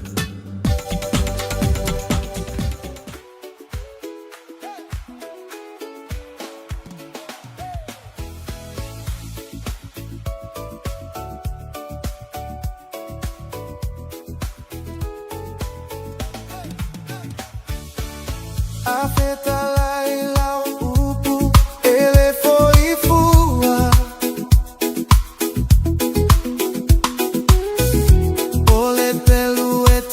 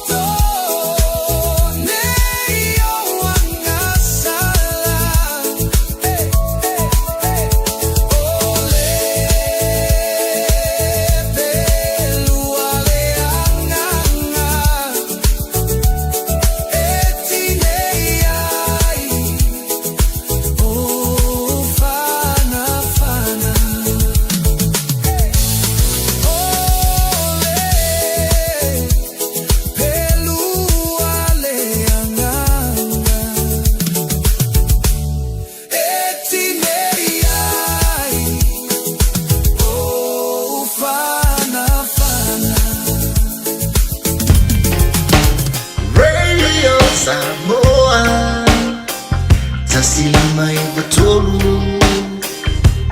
Amo Radio Samoa. Tasi lima ibatolu Amo.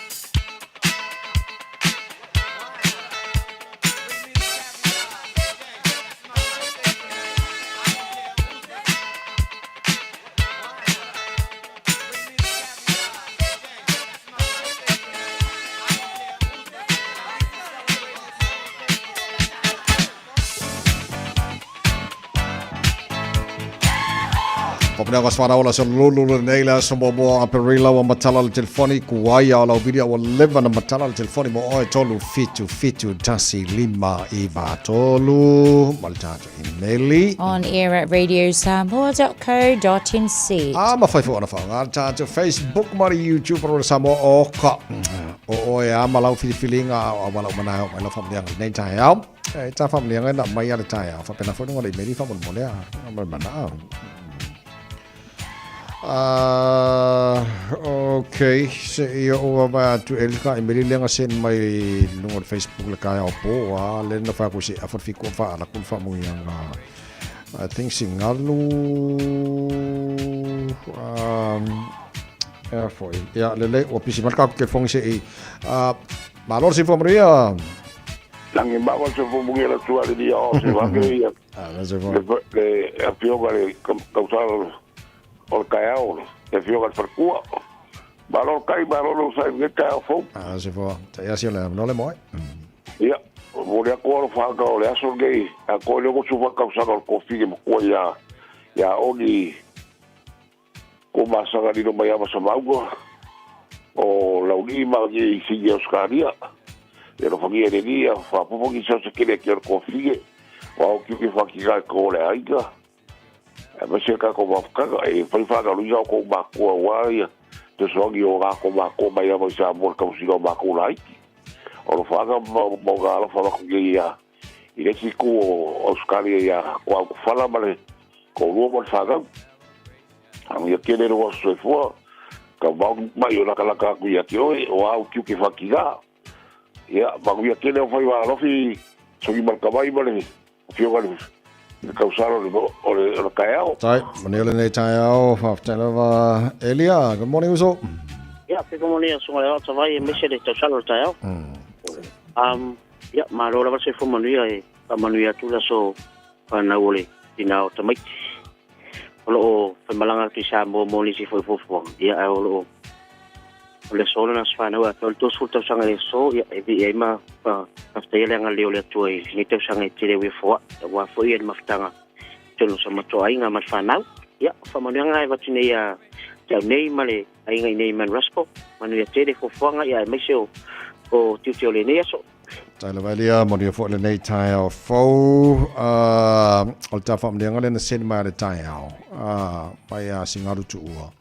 Happy 50th birthday Tangaloa, Lau Matthew to Ua, familia, to le tua, Ngaluenga Rene Yaso, si mai on celebrate le Olo Waso Fanau le Fiafi. God bless you, son. Mone tele lava ya Lo Waso Fanau, ya ka Emilia. Ole famarianga ilunga le Emeli mai a pele faalili. Famaniango la sofanau o sio unis au le leile nei o Faith Agnes Faalili. Le so wa anso ai lona tolus futasi tausanga o lona soifua. Faith, ma tauti te salo ia tu maule alofa o le li mo o le afafine. Mawalo malosi a walo fianga iai mga luenga ia pui o le li so se mea o le nei o langa. Ma ia tu maula na wha malolonga mo o ia sa uma o lo o langa. O hafa afitau leo whiangai ma oi lau sāwalinga le nei o langa tālom whaatonga i lea lii a wā o ia e ala mai ai manuia ma whisoa soani sili. Alo whaanga o mātou uma o uso, mātou whawhine o lau tamā, o cousins, nieces and nephews i Ausitalia, mani sila nei, ai whaasilisila lo whaanga o nana a kenese taupa u mo oi le pele. God bless and many, many happy returns.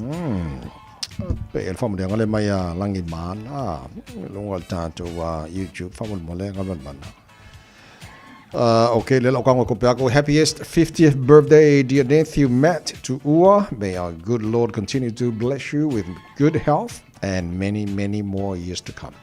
Your family in Boston, Massachusetts.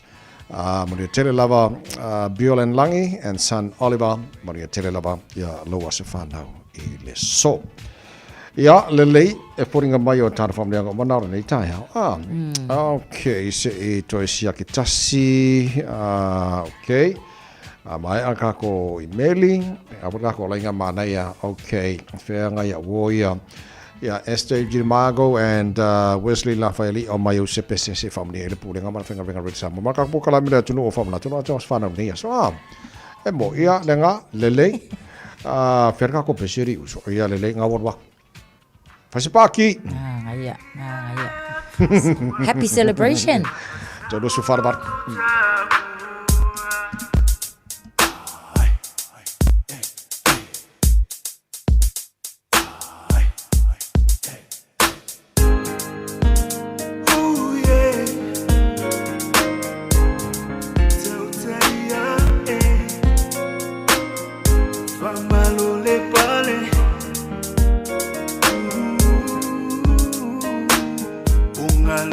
Fafatisina Ringaluenga uamaea Uasetongela tila Fa apulo wile tualima Lingongo ole tuasibi Ualele mawalunga ilunga Biile tua Asa oloto tabua Ungalua fafatisina Nengaluenga uamaea Uasetongela ngatila Fa apulo wile tualima Lingongo ole tuasibi Ualele mawalunga ilunga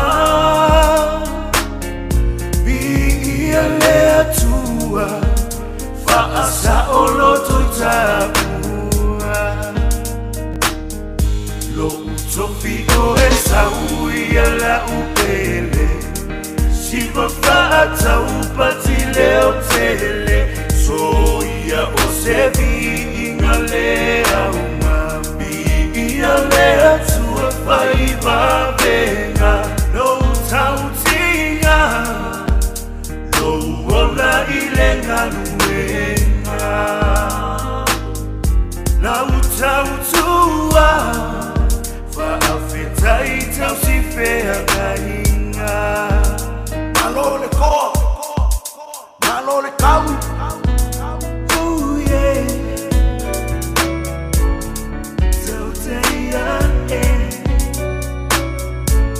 Malole pale Malole kau Se falute ua solo Ya feno alo fina malo Mo ole loto Ya faita ua maona so Vetua ole alofa Ua susulu malama lama Yesu ole ola Beto tieleto famanino Ise falute ua solo Ya feno alo fina ngalo Onga ole loto Ya faita ua maona so Pessoa ole alofa Ua susulu malama lama Yesu ole ola Beto tieleto famanino Lo utofi oe sauia la upele Isiva fata upati leo tele Soia o sebi ingalea uma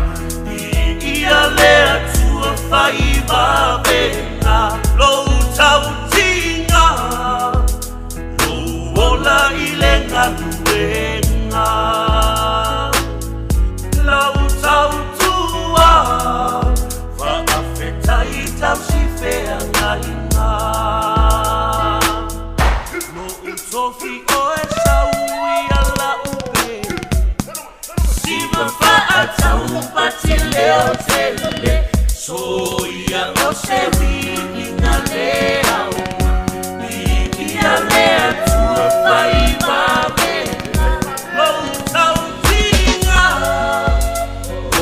Ola i le na luenga Lau tau tua Whakawhetai tau si whea kaina Tau teia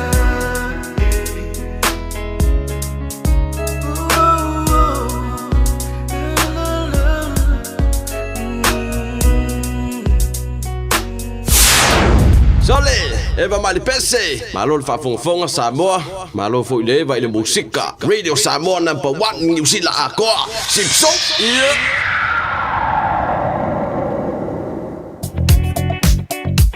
Feololo ma mafale traffic le telo niso vaenga o tato awala telo lo yel fala vlave tau ta vale na talata takanini on the southbound on State Highway 1. Ma tau lo slow down for tato Hill Road. Ma sila fo ilanga iatu lungo tato motorways. O lungo le sio vaenga lo mai tawa tutu maule pisio na I pap kuranga iatu lava I jury. Fa pena fo takanini langa I mai manurewa I le time le le tai au. On our northbound o lo mai tawa watu Mount Wellington leo o pisi le taimi nei anga I atu I le taulanga. O lo o mai tawa tu foi Rose Hill o lo o whai asi slow mai le taimi nei I le anga I atu la le jury on State Highway 1. Tato Northwestern Motorway lo mai tawa tu le taimi nei te aratuanga iane I le water view o le o lo o mamafa le traffic mo tato I le nei fo taimi State Highway lua se fulu manukawanga I atu mangele fa pena fo ilalanga I atu Mount Roskill o le o lo mai tawa tu lo o whaisi pisi le taimi nei Puinu interchange o lo o pisi Mangere Bridge o lo o whai fo isi pisi I le taimi nei so asi atu lunga tato State Highway fulu ma le valu le o lo mai tawa tu eastbound Hobsonville le langa iane is Constellation Drive o lo o whaisi pisi le taimi nei fa pena fo ilunga o le westbound Nisio vaenga North Shore langa iane le taulanga ia o nisila vaenga na o Nera Road malanga iane le tato awala lau papa makwa mamafa lava le traffic I le taimi nei nisi na vaenga o le foi wi ele swing o lunga o le ala tele tau tua na lava aveta avale tau sisi le saunga le mute so 50 minutes en tale le tula valu Radio Samoa. Taslima ivatolu amo. Talofa Samoa. E mawhairu sosoni atu Dr. Chen I ngasi o le maisoka, toto maulunga, ti ngā le tino, whapa ui no pauna, maisela, mangeso ma le kānesa. Maua le tia whaamamai lo puta ma le paste mo nifoti ngā ma le whaamalongi no lo fufonga. Whapea products po o loha e sosoni e whaala ma le mole ma dark spots o fulinga. Ua tele ungali I ua mawala tau pepe o nar sosoni a Dr. Chen. Ala au noi le lua fituono tolu fitu fitu, lua fituono tolu fitu fitu, pea fiuane I le lua ono, Great South Road I Otahuhu. Le Big Pots and More, o whaiti tia tau onisi o loa. Maua steamers, woks, olo la pupua, I putio ata, I pupopo, maisi. E iai fo I o ngā mukesi, e whaonga I tutonu mufafu. E whetau I le lei mo a inga e ka le sia ma soo si wha moe moe. Le Big Pots and More, o mea uma e te mana o miha, I le whale o loa e tasi. Asia siane I se la lata I fo iate oe. Tolu lima tolu Great South Road o Tahu, Westfield Mall Albany, Unit 3B, Tasion tolu Stoddard Road, Mount Roskill, tolu nuatasi Great South Road, Takanini. Ooh, it's an ad break. Perfect time to be reminded that winter immunisations, including flu, are available now. Schedule them in at bookmyvaccine.nz or with your healthcare provider. And hey, you might get to tick it off your list before the next ad break. Talofa lava o a o lapi marina, mau belo li tio. I le Radio Samoa tasilima iwa tolu amo.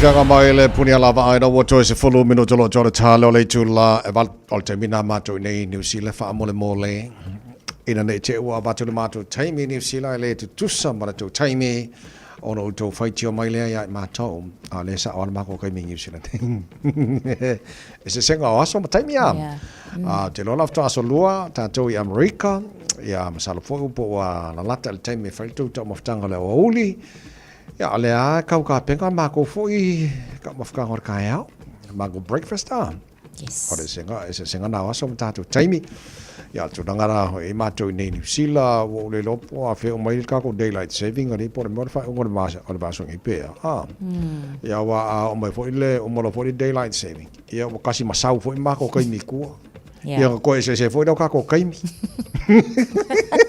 o ngai suinga kia nga mako le fai ko sa ma a mga sui luma sui ko e oi ko se aile alu luma aile alu ko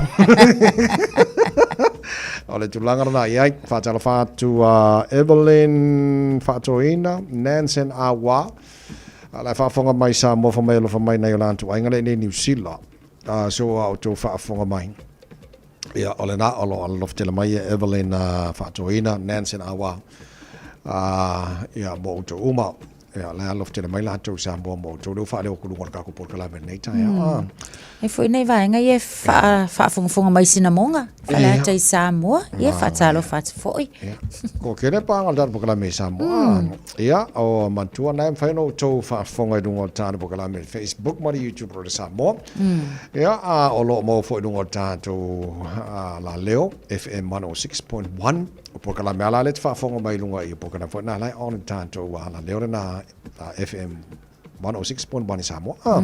Fatalo fatu foi Blockhouse Bay. Yoi, se tamama, se tinao lo ma futa mai foi nei tai mil tai au ma lo fa tai ma lo sei fu. Ma lo sei fu. So lai nei tai fo lo fatu. Nei tai au e foi o le la tu wa o ngana fa nau. Ne foi be table tu sango ta tu yai ma lo lava ma tu on sai. Se pena nei fa nau. Ya e o malo foi kai au wa te lo tai au le ma lo ka me ki mo le ista ma lo ko mo lo va yaso. Yes. E un kako malo lo foi lo tanto fa pisa o foi come che fale fa pisa le fale kasi nga come che fa pisa o yeah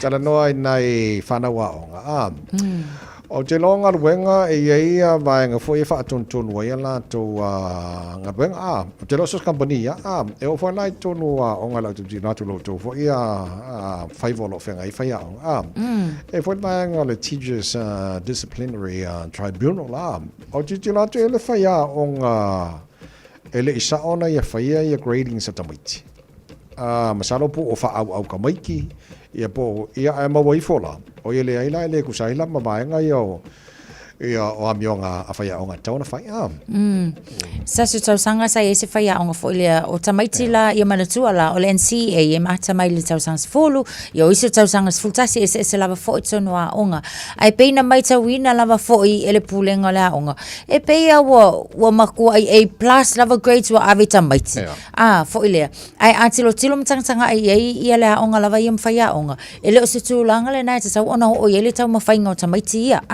o le ua e kasi ale grade a whaapeanga A+ le 5 tamaiti A+ uma lua koe mal au koli e sia ngo haku le haonga ia te la ia o le tulanga le lei o le tala lea ona o le mata i tuina foi ele vaenga o ulua onga ia ai mai se officer wa onga o tulanga nei ia wai ma faia onga fai le lipo ke faia onga fai grades al faia onga tamaiti se full 5 kama ke vasenga A+ uma ia o se tulanga foi le ia la ia le tulanga mam tafa yo foi ia apula onga mai la tou o e fa ulu ina ia mau ki ngole le o fa ma oni faia onga a ko nga fia alu faia onga va venga fai sanga holiday le kai mo la ka tu o io na fai lo tulang fa pe patelo se tulang fa maun so o le ala I le tribunal ia le case nei o lo ilo nai foi ia po le tulanga o le a o ia le fai onga but looking at the long term foi le ia o le vela o filifilinga fai le aso e kasi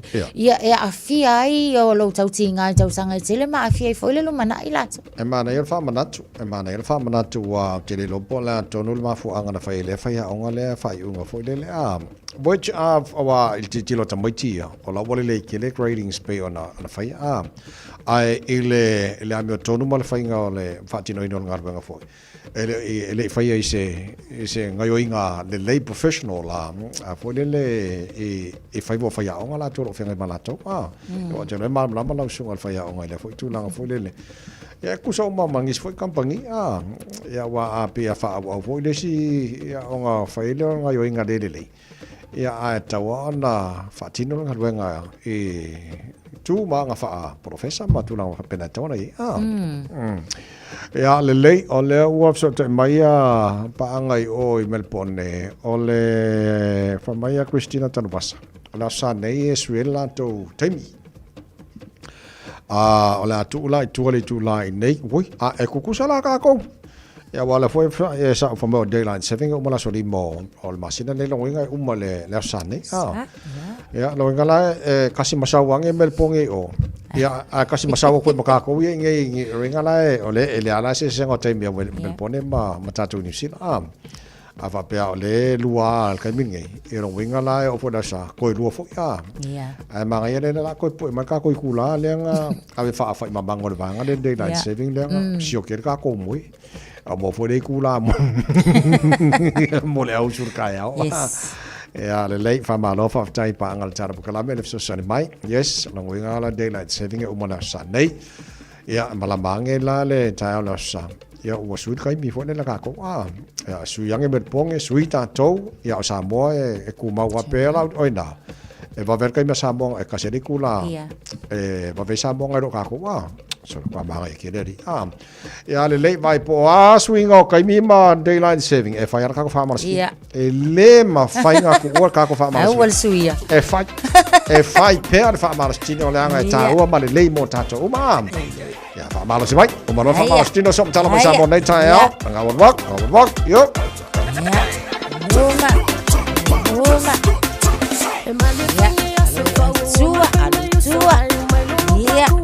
Tau au, ia tatala tuli lima, ia olunga,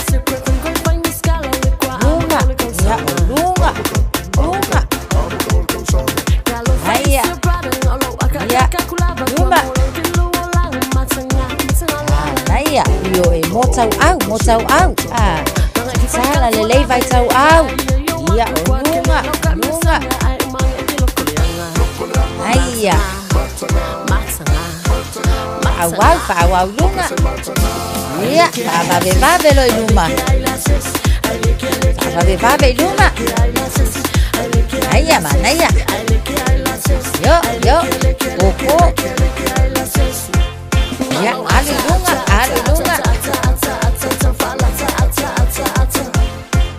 Luma. Aya. Ya.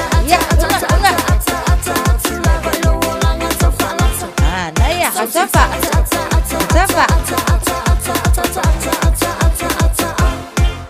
Yo, luma. Aya sawi tua. Iya, review yang tau au luma. Tua. Yo, review tau au. Au tafa. Aya.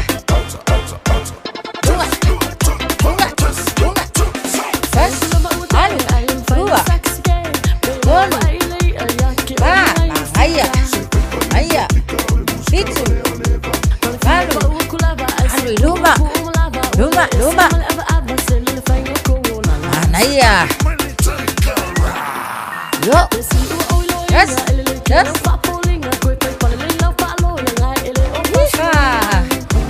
Yo. Anaya.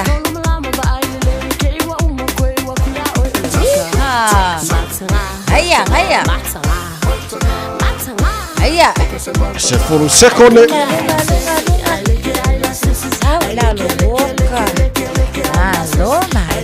Malo losi.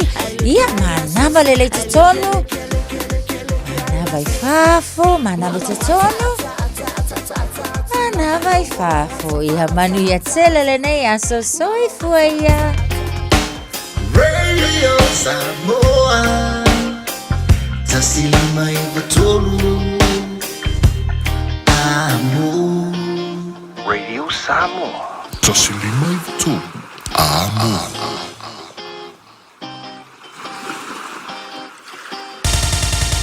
Usi mai alau whaafofonga o le whaapoponga fo ele nei o talafau mai Samoa. Awina sa mai mo oe e lau leiti o whalongolongo le Radio Samoa. Tasilima iwa tolu amo. Whatalo fwelu tātu watunu ure o ngā tutonu le nei fo i wā yaso. Usi mai alau whaafonga le tautua masani tala tau longolongo mai lo tātu watunu. O le aso lulu le nei wā yaso le rua yaso leo le masina fo a Perila. Wa fono ai le tu malo palota o sa fatalua. E soala upule le manao le fio anga o vaie ina ia suia le pati wha upufai. E lango i airo lātu tofi whaipule. Mai le vaenga e pui a ia te taua tangata. I le vaenga wha upufai o lo tua i nei le malo. Le wha tua i le atua Samoa ua tasi. I se whairoa inga le telefoni ma le fionga ia tu ia pua fua tongi le toa. O ia leo lo se e le tofi o le tu malo. O ia wha mao nia mai ai le talo ina o lea fono a sa fatalua. E tala noa ina ai le fina ngalo lo lātu o fio anga o vaie e, o se tasi o nuu o lea i tū malo i le atu sa fata. O le fono o le komiti o le fono wha vai le i tū malo i le wha iunga o le vai aso na te nei. Sa fola si ai se fina ngalo se tamali o le i tū malo. O lo i tu tonu o le komiti, ma ia ma mori ai le mana onga i le whaipule, e wha ma vai ma le vaenga wha upu whai o lo lango i ai. E mafua ini la fonga wa le taunga maalie sa tua i ai le teitai. Ma nisi o le vaenga e pui ai a te taua tangata alo lātu whaipune. O le isi mafua anga wa whaatino mana onga li tu malo sa whaana nau i ai le whaipule. Mai le poloketi o le atina e manuia o i tu malo. E pēna si le fia. O ai ingo le tu la fono whai ngā palota a fia suia le lango se sui whaipule. Mai le pātina a wai se isi vaenga wha upu whai. E wha mawae o na wha fua leo le no fua le tu malo, a e toi whiriwhiri le tu malo i se whainga palota lai titi. O vai maunga toru lo talia le na palota lai titi, e toi sa ili ai sona tofi whaipule, ina ua wha mawae mai le vaenga e pui ai a te taua tangata le na se e le no fua, e mafua lava i le suia leo le vaenga wha upufai, ua fia lango atu i ai. I le savalia i nei o le valu sfutasi tau sanga o lona soifua, le fionga lea ia le mamea ropati, o lo ia umia fo i suafa matai o le tapu sa tele, le manu, le atu a vao, tui le tufunga masua. O le aveai o ia maurua i tama whanau a Samoa na whaau umai mao na wha ilonga fo mai, i le tomai o le suino vai la au mo le tonga fitio ngase. Mai le Universite o Otago i New Zealand le tausanga e awhi se lau fitu se furu. O whae e atua i nei e le pūlenga o lea Universite se wha alo mau lunga. O le wha ilonga tau waloa i lea tamali o Samoa. Sa avea mataitai o le malo o le tofi whaipule o le pālemene, minsta o le kāpeneta, taitai o le itua ngai. Ma o se tasi sa whiriwhiria, i le tofinga o le sui o le fono o sui tofia, po o le sui ao le malo. O wha ilo i le Universite lana upenga te wha ilangi, o lea wha ilonga wa ta ua o le Distinguished Alumni Award, Wāmana ia i se tūlanga taua loa e lea Universite, le sao lea tamali o le tātu watanuu, i le au nanga wha soifua maloloina, wha pēr le au nanga i a onga. O lea tamali o le atanuu au avea ma minstawa onga, sa lo tolotoi le amataina o tāpenanga o le whaatuina, o le Universite o Samoa. O lona taliu mai fo i le atanuu, i le mai ai o onga ma maua ona wha ilonga i tomai tau i le suina o vaila au wha fo mai, e tonga fiti ai ngase, sa ngarue ai o ia le mtanga aluenga o le soifua malolo ina. Sa malanga mai lo tātu mutano, sui o le Universite o Otago, mo le whaatino ina o lea wha alo. E se lau awhetala ale tupe mai le malo watu ina atu nei, i le pūlenga o le aonga mō whanau e iaia fianga tū mau le loto tau mawhai. O toi mawhai ei nei ona te tala le aonga mawha wau le awa uina o whanau o lo ngā o ngai. O whairoa le minstawa aonga maanga nuu i lana visota inga i lunga upenga te whailangi. Le fionga ia ai ono alege eke roma. O le a fia o le awa uina o whanau ina ua tapuni le aonga ona o a fianga tau tupe e wha ngai o i ai. Mana ia tu ina atu waile mata upu e tala noa ina le kāpeneta. Ma wha mautu waile tu ina atu o le selau wafe. E wha awa waile te tala lea onga. Ai tāri ai se fuafuanga le māloi lana tala wha tau au tua le tupe, mo le tausanga wha le tupe fau lua o lua ono, i le lua o lua fitu. Sa maua le aonga le fisoso ni tupe mai le unanga le mālo Australia, e ala mai le mtanga luenga le vā i fafo, ma fe wha tau inga lea mālo. Pei tai ua wha muta lea fisoso ni, ma mafua ia fianga le wha awau o na te talo le loto tau mawhai, mo le awa uino o whanau, i la toa iai ia fianga tu mau. O le aonga na amata whaavaina le tausanga ea whiwi se lau walu se fulu, le ua le leile fa le aonga na fausia le malo saina. Pei tai, o whea ngai malu i tau tupe wha ngai o iai. E si dia le toa se lau whanau le atinoo, o lo a o ngai i le teime nei. E toa lua ni tau le o leisi ua taulu se fulu iwa tausanga no na matua, a o leisi ua fast fulu whao na tausanga. O whaia iai le wha ai unga le wha amsinonga maua lunga e no fosala le whale pui pui, ina ua wha mao niero la i oe le soli tū la fono, o le o mia o nā koti po o fuala au wha saina. O le masino o te sembo le tausanga umawai lua o lua lima i se o sa inga leo leo, i le fale o tāni elu Wilson i motaa, le tasi o tauli a lea ua no fasala, na maua i leo leo o ia umia fatu e iwa sifudo le la au wha saina o le maruana, wha pelo na umia o le la au wha saina e tūsalo na mamafa, ma le wha tesi ma le valu kalama, o le wha asalanga maua lunga pe a wha maunia, e se furu whata usanga i le whare pui pui. O le isi tau le lea o ia lea o semu foa ai, na maua atua i le whale o tāni edu le aso leo sfa inga leo leo. Ma sa ia umia se tanga pepa i ila la ititi, sa ia i le pauta wha sa ino le aisa, e tusa le mamafa, ma le o tesi ma le o lua kalama, wha peni lau maruana e tusa ma le lua tesi ma le valu lua kalama le mamafa. O la i o ino mori anga leo leo se tu le lei, mo i la ua, pe tai o tāni elu sa tuni mo mua sona wha asalanga i le whale pui pui, ono soli tu la fono lava tau whala au wha saina. I le wha asalanga wa tau nui ai le wha amsinonga, o tāni elu Wilson wa tuni le lua sifurufitu masina, po le lua tau sanga ma masina e tolu le whale pui pui, ai o semu foa ai, wa wha asala le sifuru lima masina e whale pui pui ai. O le tau wha ai ui unga o le tau sanga umawai wha asolo mai le amatanga o le tau sanga nei, e le i toi solo mudi leo leo, i le whaia oso wha inga i whale mano whanga, o lo masalo mia le wha whai le leai o soli tū la fono e whaso tai, i le umia o nā koti po o whala au wha saina. O le aua a matale masina lo na whaore dei tau sanga ma le si i tanga i le tau fau o sua au ma penisini i Samoa. O le penisini wa si ilo na tau le tolu tesi ma le tasi sene, sua au kiso e iwa tesi ma le iwa sene wa si i ailo na tau.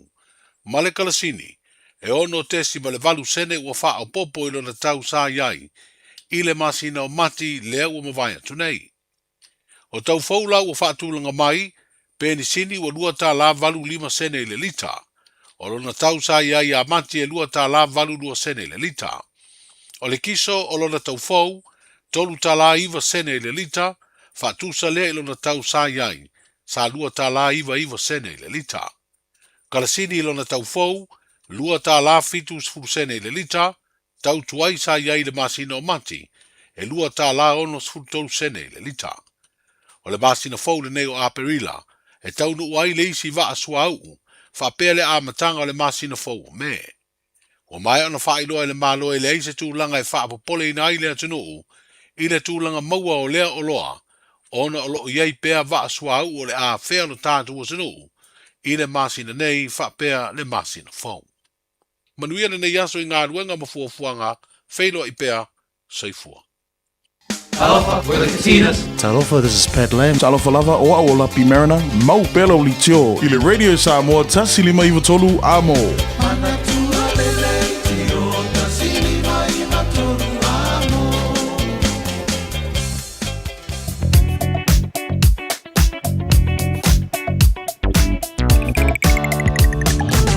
Malo ab tavale on side nei time tai all time PC o le fo wa PC lunga la wala on o le o momori to mai tila onga na ona fa manatu le por kalame fa mo mole la fo yele time ko lo she nei fa na abel fa mo to mai ba orso ona fa sa ina lo sai ba ngolo ko lo she nei fa na mo la tu sa le mo e la onga to nei matai ona mai ale wa onga ona nei vai time to sa ngo ta to yai lunga la wala e ba ngolo o mo fa tu na mai la waka ko tahi whaaruna vele na liptia tu le tāra pukalame e highway se fulu ono a se fulu valu malanga mai le o Green Heights le pasi mai whenua pai whaasolo mai ai I le link mai se fulu ono.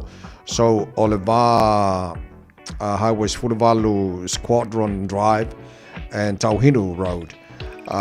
O nā lena la veta vale o lo whamai waka kotahi ua remove uma ta vale. Ia ai o lo tu maora pisi nei te mara tai au so lau titi lo atu la pasi mai ia Squadron Drive pasolo mai ai Hobsonville o nā le fais poloka mai nei te mara tai au link mai lor full valu full ono around Westgate pasolo mai Royal Road Lincoln Road te ara 2 Rosebank poloka nei vanga tai au afe mai le lua se fulu ai fa wau per se fulu ono I le taulanga I au Killarney around Western Springs le se vainga le poloka mai nei vanga tai au fais poloka lai titi pasi mo le tano highway lua se fulu malanga mai sifonga mai sauta nei flow le lei mai ya poloka lai titi lava malanga malava le lua se fulu a o le aferna malava le lua se fulu a fa wau mai lua se fulu Massive Road on ramp southbound lai pisi a lai flow poloka pasi mai Puinu Road fasolo mai Lemby Drive off ramp and on ramps Rainbow's End ma le link o le southbound Los Fuluanga southbound State Highway 1 poloka I le nevanga o tai au paenga masani poloka around Highbrook Tip Top Corner Mount Wellington mo le city bound State Highway 1 fai fes poloka malanga mai North Shore lunga rala wala nei tai mo le tai au avta vale to o le tai malavan on sai mai atu maon sanga le mulanga I tuta mga ruenga nei fo I tai au fo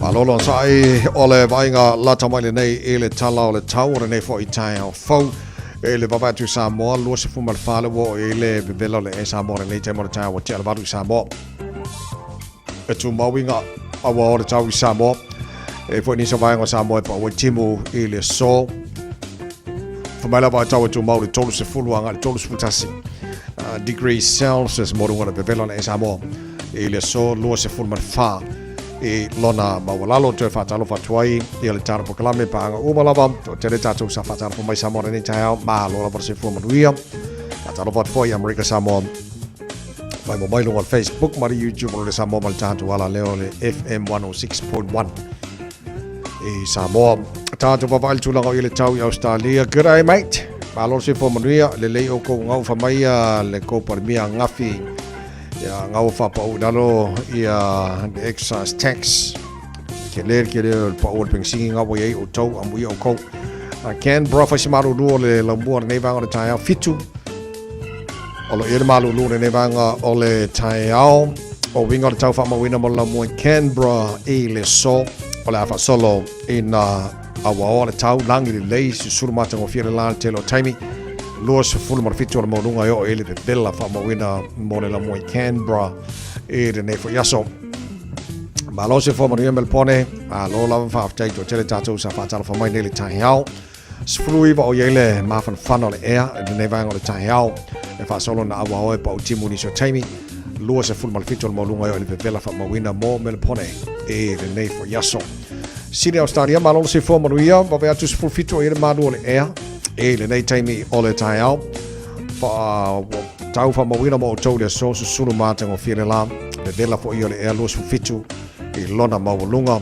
pe fa mawina ya mo nga tono ve aso tatu yai e le va atu I Brisbane Australia ma fa fanal tai au lo fudu lo yai a winga fa mawina o tau le fa so na awa I le taimi pa o timu e le nei fo yaso lo se fun man valu o le mawunga le vela fa mawina Brisbane e le so Perth Australia o va su sulta selo il malu lure ne vanga o le tai au o la fasolo na awa o le tau mo tau le so luas fu mal tau mo lunga o le bebela fa mawina o Perth Australia le ne fo yaso o vanga o mana Australia mo tulanga o le tau fa mawina mo le ne fo yaso lulu e tai au foi mal talo le tau no fa fa salongo radio Samoa va yatu o le a fa si a fa mo mai le tai au ala vo jiti lo tolo suru mai la ile si piko aku le I so tu mau la wingo tau de so e awa langi de lei e le time pa o timu ini so time le tai nei au kilani mani so bang au kilani do su tasil mo lunga na ma fana fa mo wina mo au kilani la so mo a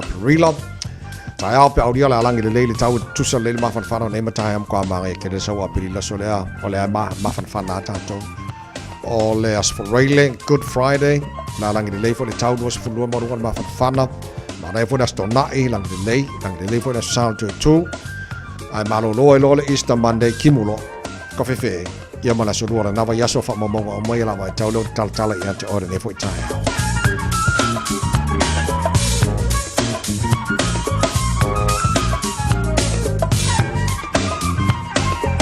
o winga na tau tuna mai la vai tau nei time le tai ola tunu ala papa au ni so vai ngor kelope mana tolo mo ia mai tau mo tau ele nei foi aso fo wa tanto o lia tau mo re samos folima e batolu amo a fai nem sia taru tala mai sa mo ne foi tai o pole to fa sala wina mo e pa tala tula se furu balu la le so ya mal fitu le po ana nei ole amo le swa po taru tala mai sa mo le tala balu ele tai au pe au gelo tu se fo ma to malosi ya na e fa fonga wa se fi foi ya tu lango tele na nei vai ngo foi wa fa pe na e cha mai sa mo so le la tatu fa til tali ya po feole ali li fa ya ile fa unga le tu malo a fa pe tasila fi anga le o fa dielo la to fi ngalo ina yesu ile pati tau ona ya ile la to wa fa pule ya lo no venga la fa til tali wala nga tau ona au tasia fi ngalo le tu malo atoa ya la ta to ti tilo le tu langa lo no venga fa pe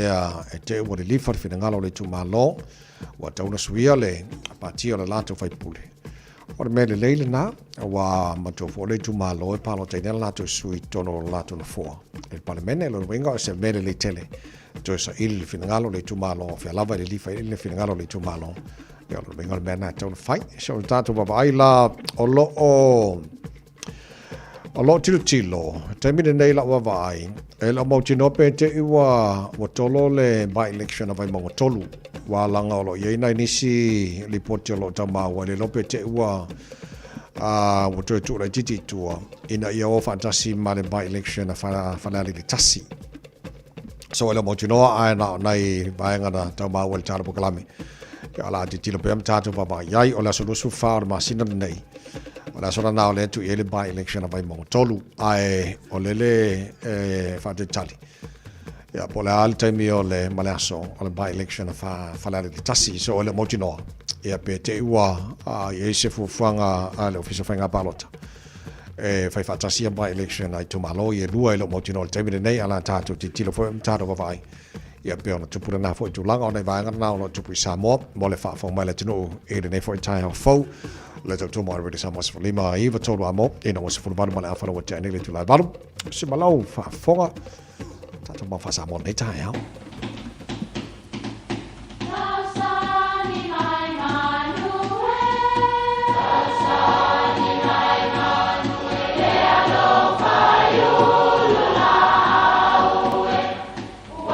E o fanga manu i ululu o la au awa e fafanga i funga o la au.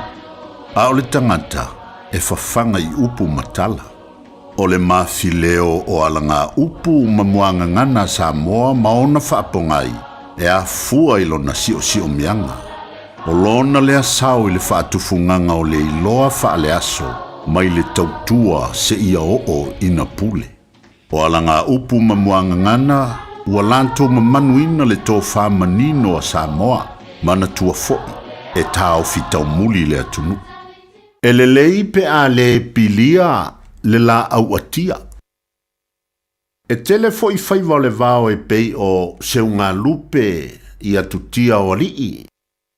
O tūlinga ma maileinga o manu ai vao maisi. Se tasi nei o whaiva o tangata, o le tātanga a fato. O ie mawai le upu lea. Fai mai le mau, e le na o tangata e fia e tau mawhai a fato. E sili antu o na fia pili e maulu i a fato. E masani o na lama e pili nei vaenga ua pala o le la au atia. ona maulu ai lea e su e a fato. E ai teimi e atia maile la au, ai ua fiu e tata. E tau le maua se a fato, ona ua fo i mai ai le maulunga pili. O isi taimi e mafua ona sa ilinga tale a fato, ona ua lele ese maile la au. O le winga leo le upu, e le lei pe a le pilia le la au atia. E atia le la au e a fato, ai a iai pili e le toe maua se a fato. O ni upu e wha manatuai e te tau o na whae te le so o na talanoina o ni mata upu, e te tau o na wha lilo i no fuanga whaitele. Wa ai lava mea e au i na mataala iai ne i wa ai mai tangata i a tātou wanga. O na whaitawina lea o tātou. Aua tau te so o na pisa o i le ai, o lae mai tau mai le nuu. Ia o se isi whata i ta inga whapea, se ua mānaia lava foi le whaingofia o le whaso ta inga whanei o na pō i telefoni ma whateke nolosi.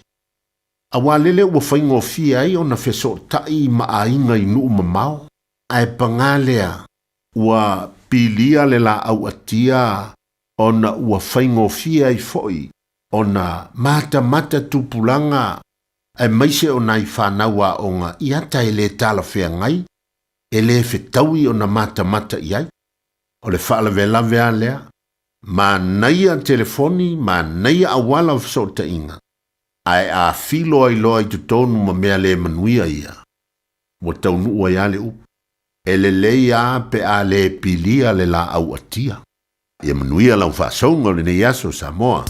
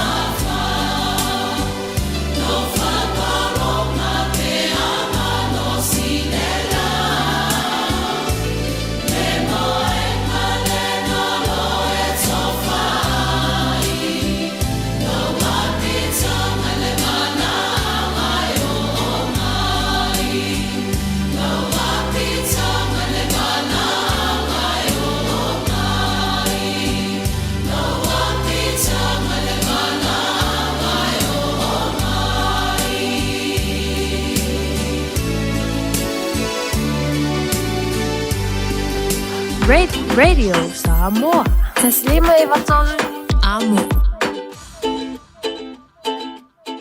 Ua whaeloa mai la official tine mu ma whalawalawe te tupu whaafosei, Fire and Emergency New Zealand, o le a le ngā lulue mo le tasi le itu la sui tine mu, mai le se fuluruanga e le tasi le a woli, i le a woli o le aso. Ona o le atulanga, o le awa ai le whaatuai o na tali atu o sui o le ofisa, ini wala awe o mai, o le whautuanga mo le tōtele, i a whae tete, o na whaatino ni vaenga o no tūlai mai eini mu, tautua nā, ngā sesenga o mea taumawha, i a awa le tūla fua ia, mana tua a whai e tūlai mai se mu, i a vave alu ese mai le fale, ma vili le tasi, a siasiane le i tūlau o le Fire and Emergency.nz, moni whaamatalanga e tusai ma nei fuafuanga. Oso. Son, fe o kausinga iau makari I la manga iau lau ka vali fou. Na boi a un show so. Bye. On the Enterprise Motor Group man ka. Wa uso yai kaya wangi. Lei yang whakamoe dau whainga duenga. Ai o akure a fia wa show lau ka mai lunga lau ala. Pa wa ma koinga ka vale. Piki apu SUV, van. So koinga ka vale ha. O fe full cover. O le lima ongo fiku Great South Road man kau. Pevili le over se lau lima o dua kodfa. Enterprise Motor Group Manukau.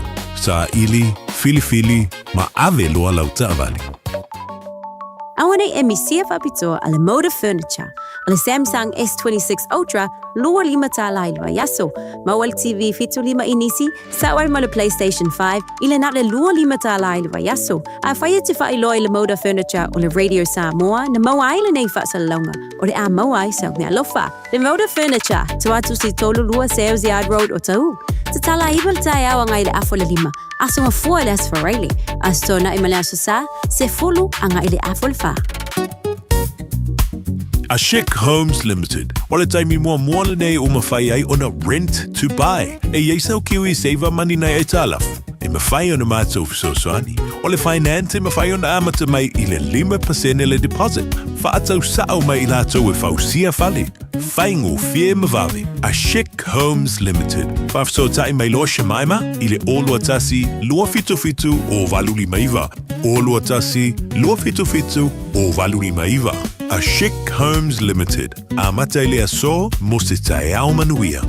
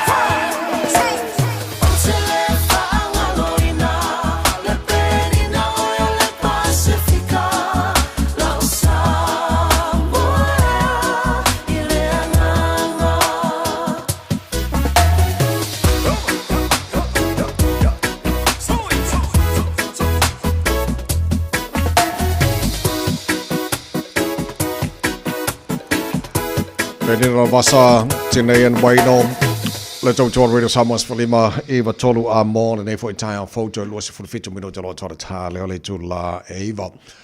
So lulo vai aste tasi e mano wha auro maua le tāra pukalame malo le tai au tara noa tuele whionga le konsula o le tātu malo i nimsera nei o le sui lava leo le malo sa mō e tonu au jero nei e te leo au nanga o lo mwhaiona o fuina mai tau tō mai fo i le whionga le konsula mra no fisa. Uma watu telefoni e te wala ui fo iai, te lele taimi wha amam la mai te lele nisio maenga, o na Facebook pu o le tātu taimi lunga o le tātu pukalame. Ia, ne vanga o le tai au, ia, a whio mai le tātu pukalame nei tai au, lau whionga le konsula, lau whionga a whamata le malu, to whilau, pora se lue wha po, malo le se whamoria nei tai au fo.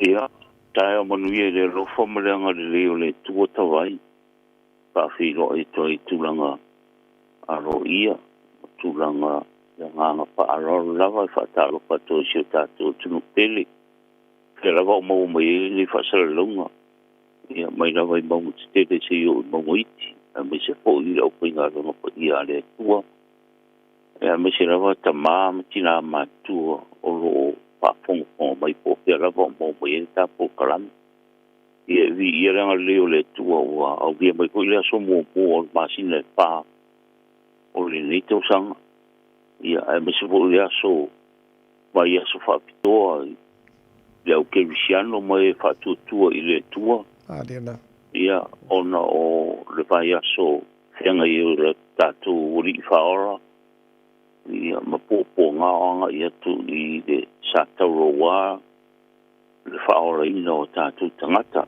mai le ang sala ia pa felo ia tuai tawai marol so i fuali ni taia.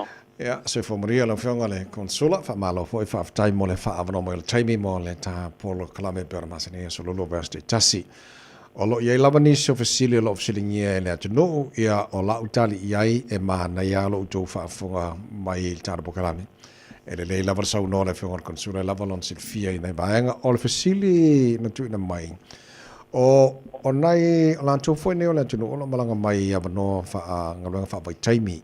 O le fasili a te ua tupuni fefe pe te ua lavea pe whaamdualia pe o fwoi na baliu se tasi fwoi lele o ane fisosoani le malo e mawhai o no fwoi natu mo nato nei masara pe lavea ma le toe whaafoi na o tina maliu sa moa tau lava lau silfia na o whiona konsula i le tu langa whamon mone ia whaaftea tamai ni visili ta ua o le stalo awia stalo ia o ni tupuni tu le pa pe na eu ta tu tangata ia e no le lo lang ia e fenga ia para grave mo popo nga ni so te e me sil fenga ia ma i tino e au ma wai ni so fu ia me sia le mele ta te la ta i pe ile so ona foi nga e ona fi e sa nga le mu e no o me ia le umor so fu ai tu sei mal fa facilita vai e mantua o mai e au foi ngaruenga o uma sei di uma con karate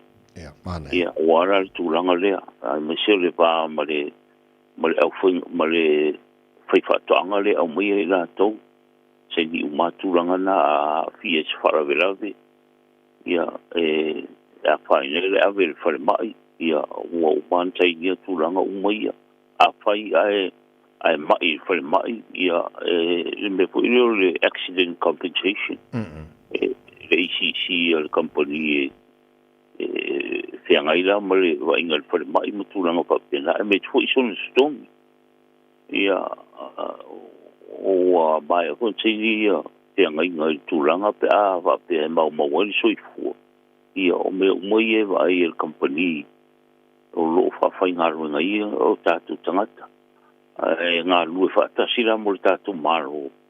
Ia, mo le whawhaingo fie ina i o tātou a inga i Samoa, e mo se tāpena ina mo le whawho i a tortino mo le i Samoa. Ia, ngā lue ala tātou ofisa, ia, e me se po i le company, mo i e tūranga uma. O mautua whenga i ngā tainia. Mai ren whaina aro e se i company o au mo i o tātou tangata e whawhainga ruen. Me se po i le va mal malo New Zealand ila to fui pitola au le tulanga umoia ia o lo mal pui o moi fenga inga ma manienga na sainia ai ni malanga mai o tatu tangata si vanga nani tūlanga tupuni wharavela ia le mea leta te kuararo kua i le soona whai o leo ranga maafia i mei o ona nā ma la au whasaina ma tūlanga whapena ia whai asu suenga masani ma tūlanga whapena ai le mwhaintu wa i tiute o le malo ia e mesfo i le whai whatoanga ma kampani na mai e la tau ma tūlanga i sirisila i tūlanga e whapena hui pēa o i tūlanga o ai mōria se si i kūlanga kau whamsingonga ma le tūla whono i ngei New Zealand ia e whawhenga ia ma le kako maro ai mesele ia kako lo ia tūlanga whapena e sirisila i mata au pui ia ma fisota ia ma le company o lo whawhaingaro na i tūlanga bele na tupoi fuli whawlewe kalua i tawai o koe foi uma le au piki ngau mai ai le whaina alu to tasi ona o lo whakarira ngā whamasingonga ia ren kupo le whawlewe kalua i renga mū i le pare sa ia a o whakarira so long whamasingonga i ren whai koe foi sa mo se lunga uma le whamasingonga a whai fuli whasalanga ia e ngo fosala ingi tira pa whainga a kūlanga umai e pio na vilka whaukuanga tawai ia e si le upu masani e si le pui alo i tautonga whitia ia i me te tupu mai ma wharawalawe upu mai ia e le ngate nā whaina ka ngā karinga maranga mai ai mai se ngai o lako a inga whaamuri mai nei o nato te tōrua ma whanau ma ainga ka poi mai ngā rua i le mai e whai ngā rua ai poi wharawalawe wharea whainga ra wharawalawe a whapose i wo poi kai al wharawere fōre whakamara. Pare le mska i o pula fongu. I o tūranga na e langona i al whanonoa. E le whaingu ua ele i tuke kau awe al kako ofisa ma kako maro i tūranga i tawai. Malo. Matango fiele whamnino ino le tūranga lea. Tātala noa o lo e whainisia o tūmona fasili o le process o pepa whainema na mia mai mo le tātu malo pepa whanau, pepa whaipoipo, and even passports for ya watu lau fionga de konsula e famon mole famnino ino le fotula sa ore ria tavai lo sunga tavai ono e pani po documents nei e taua tele a Michelle ka kungo ko i mipsingi e me manga opi a i re ngaka i le waha whalu maro i a me se po i o tūlanga masani o mea i e ka pāzu se so se ngai o inga po i le whaletula pono mangi me mga o mi e le soifuang o le pepa whanau ia a mga o mi e po i le pepa whai po i fo makulanga whapena o louku se folau mere ka uai ia e ui mai a i ka ko ofisa ntau sanga i le o se pepa whanau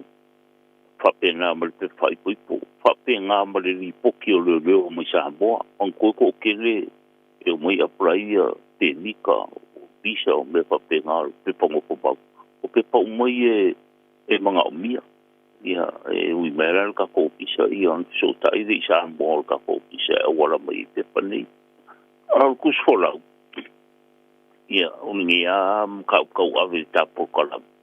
A whai ua nei loro kus folau sa mō. Ia e li pokiro so leo ma mai se whabobonga pule mai lo so o leo ingi sila. Ia ngā mai ele ka penga roku solau fau. Ia o le si kulanga a whai ua whaaleanga ina roku solau kususu kulanga ka penga. E ka kauanga e sau mo roku solau nga. Solau nga whaaleanga ina. Ia maka penga iso tu solau fau. Ia o turanga na e tala sanga toi peo le tatu o tunu. A kau sanga lo pepa whanga bisa moa o le li poki lo kise o leo po se pepa whai pui po mo tūlanga o mo whapena e whai si umi o whakari o ngā o le processa e a laku i kako ofisa i ngei alu le Ministry of Finance e Samoa ia po le ofisa o le Paremia whaau i o le ofisa o leo pe a whai so li poki whaau o le ofisa o pepa whanga o pe a whai se pepa whanga o po se pepa whai pui ia on koe whaasolo mai fure whapenga whao mai ni.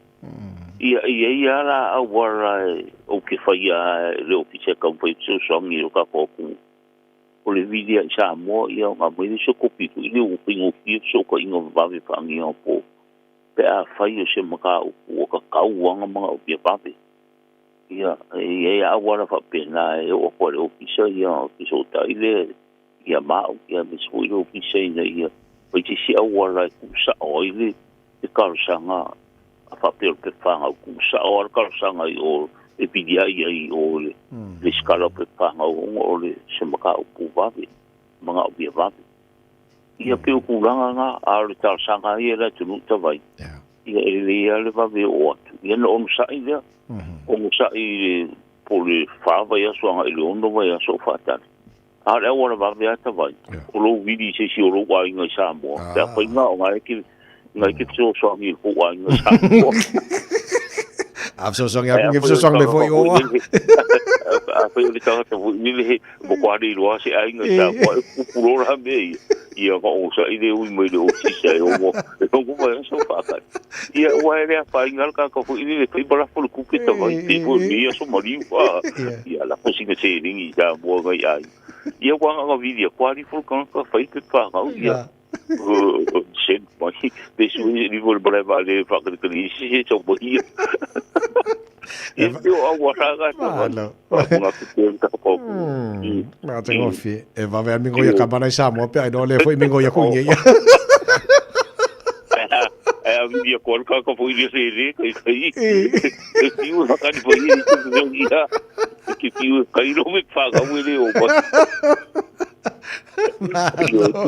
Alo vai le lei o tatu ia e pe ona e sa no foi la mataina o tatu porque la me ne vai aso taua ta so ne vai table tele o fata wino tatu o loa ia vai ke o to na yo le ista vai ho pena se ara lo fanga io lo tu no fa mo le ia sa o le a o le o ku se ku pisa ia era pangi ka o lo ia o ia le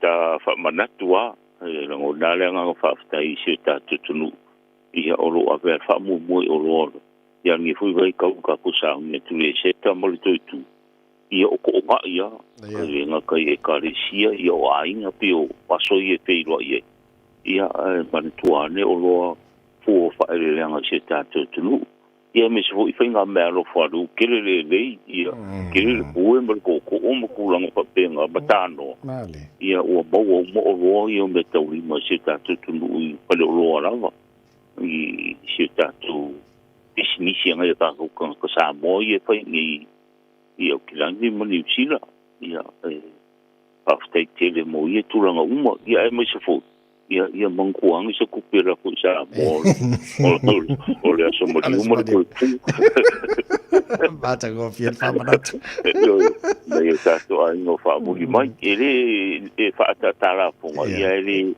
ele tao o si le ta to ai ngai nei i le ta to ai ngai sa mo ia le tu fa mo ia mo so i mangu ia i ko ma ai no si ka ko pu ta vai mali le tino le fa fonga mala mai mo mai ai ni si mai nga fia mana mi le tu le fonga kon suna mala no fisa mala wane le tolu tasi lua mo tatou nai au kilani ai vala mai pitono e fa foto au kilani fa nga le code number o iva so o iva tolu tasi lua ya au le fa mai al tampo kra nei tau no fonga kon sula ya e le matuela banoa o le utatu e nei vaso tau pe ne sa no ile tamina matel tampo kla ia po foi se vai ngat fia fa mo dia na tino nei foi mai taimo se tau tu sabadia fa bon mole ia fa stai tile ta vai mo so tava no e va coi foi ngai o ko fa mo mianga i ta tu tino o fe la vo mo mai ta po kolame le ni vai a ta o i ta tu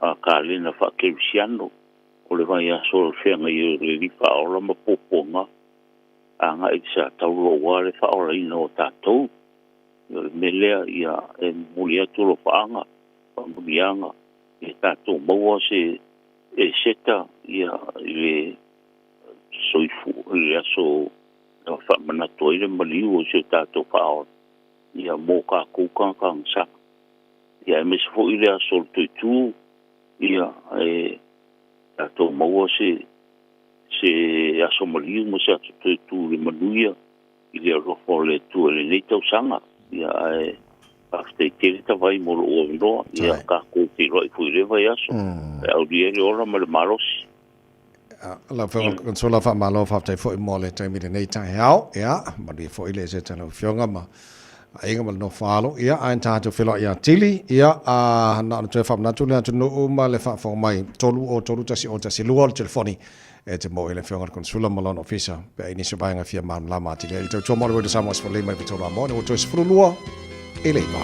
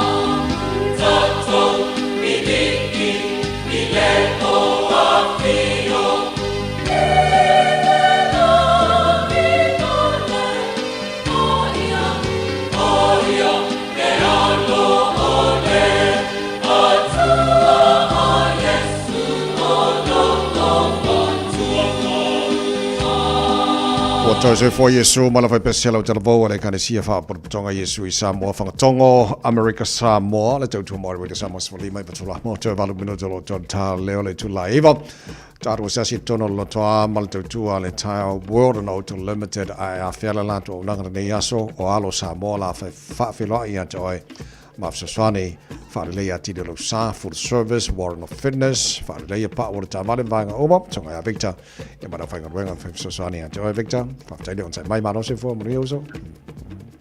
Yeah, say for more money than Malo, so much of I make a phone, Malo level pay to us, Malo for the lawsuit.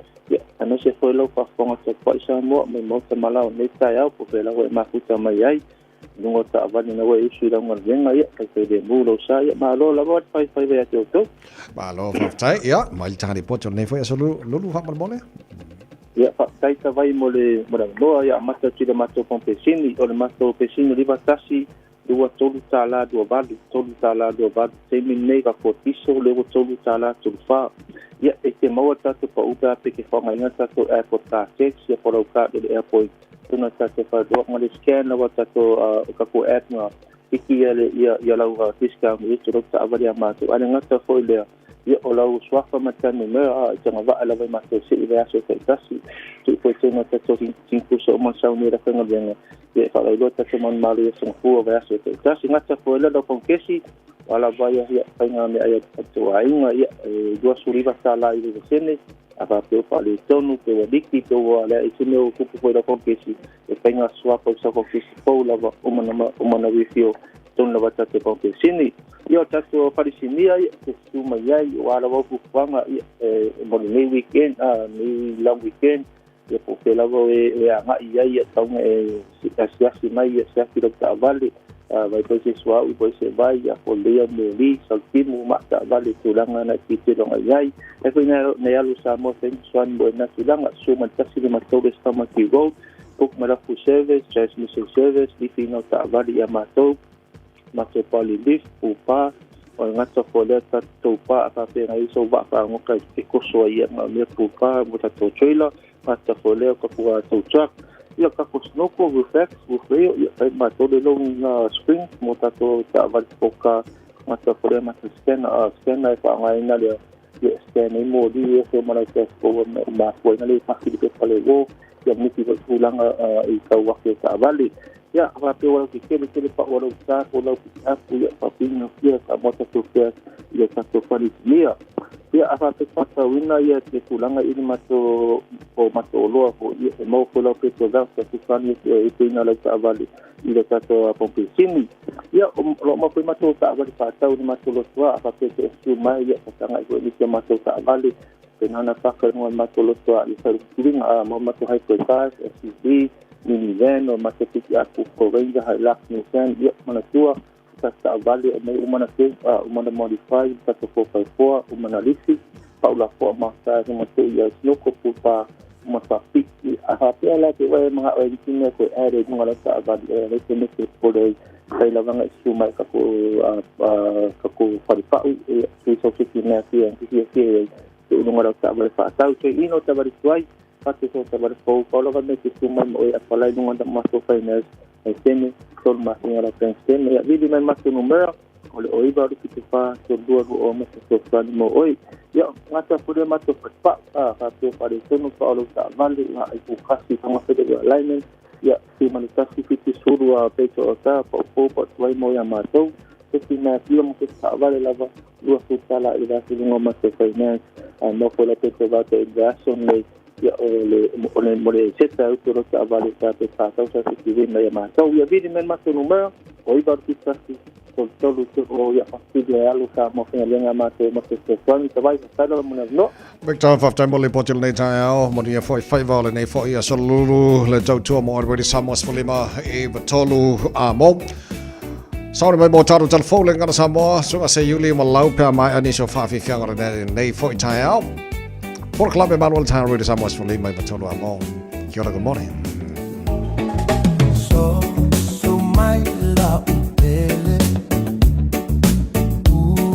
Saulo ufefe O te tautino Ilo loto Sugai a sauta no nofo Ua e nofo ya tarita Logo mai utaliga O te fia faya tu O aya esilia tu ya te itarisio fatu Faie te aluese Ole amisia wale pelle Fai ua galo mai Fa soi fua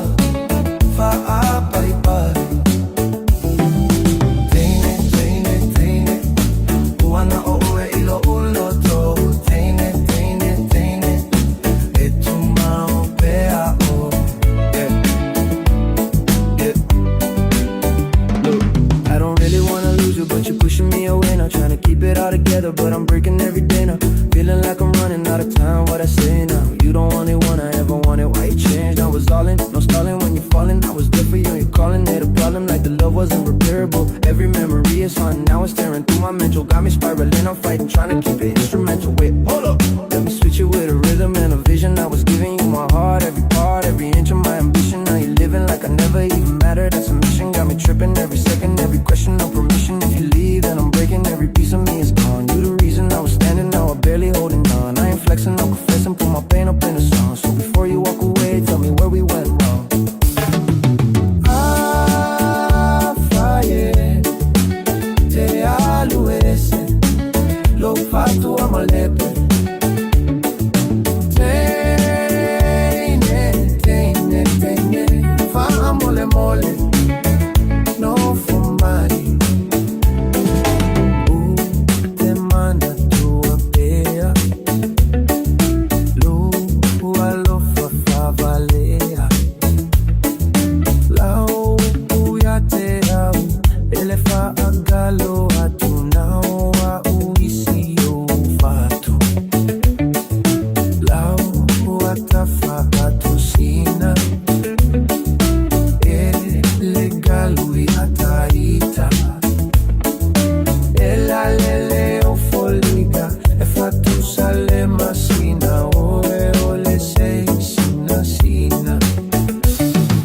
Ah, faie, te aluese, ole amisia ole pele. Ah, faie o agalo mai, fa soi fua, fa apa i pa. Teine, wana o oelo uloto. Teine, e tu mao pea ora. Ah, faie, te aluese, lo fatu a malepe. Teine, fa mole no fomai. A fai tele a manaya, a fai ua e to suya. To e foi tama pune fustaila, ma unei lo i mata. O te la con a lava, fola o leva o mala. Ah, faie, te aluese, ole amisia ole pele. Ah, faie o akalomai, fa soi fua, fa apai pai. Teine, wana o oelo uloto. Ta lofa lava, o le si'u fofonga le nei o Samoa, le Radio Samoa.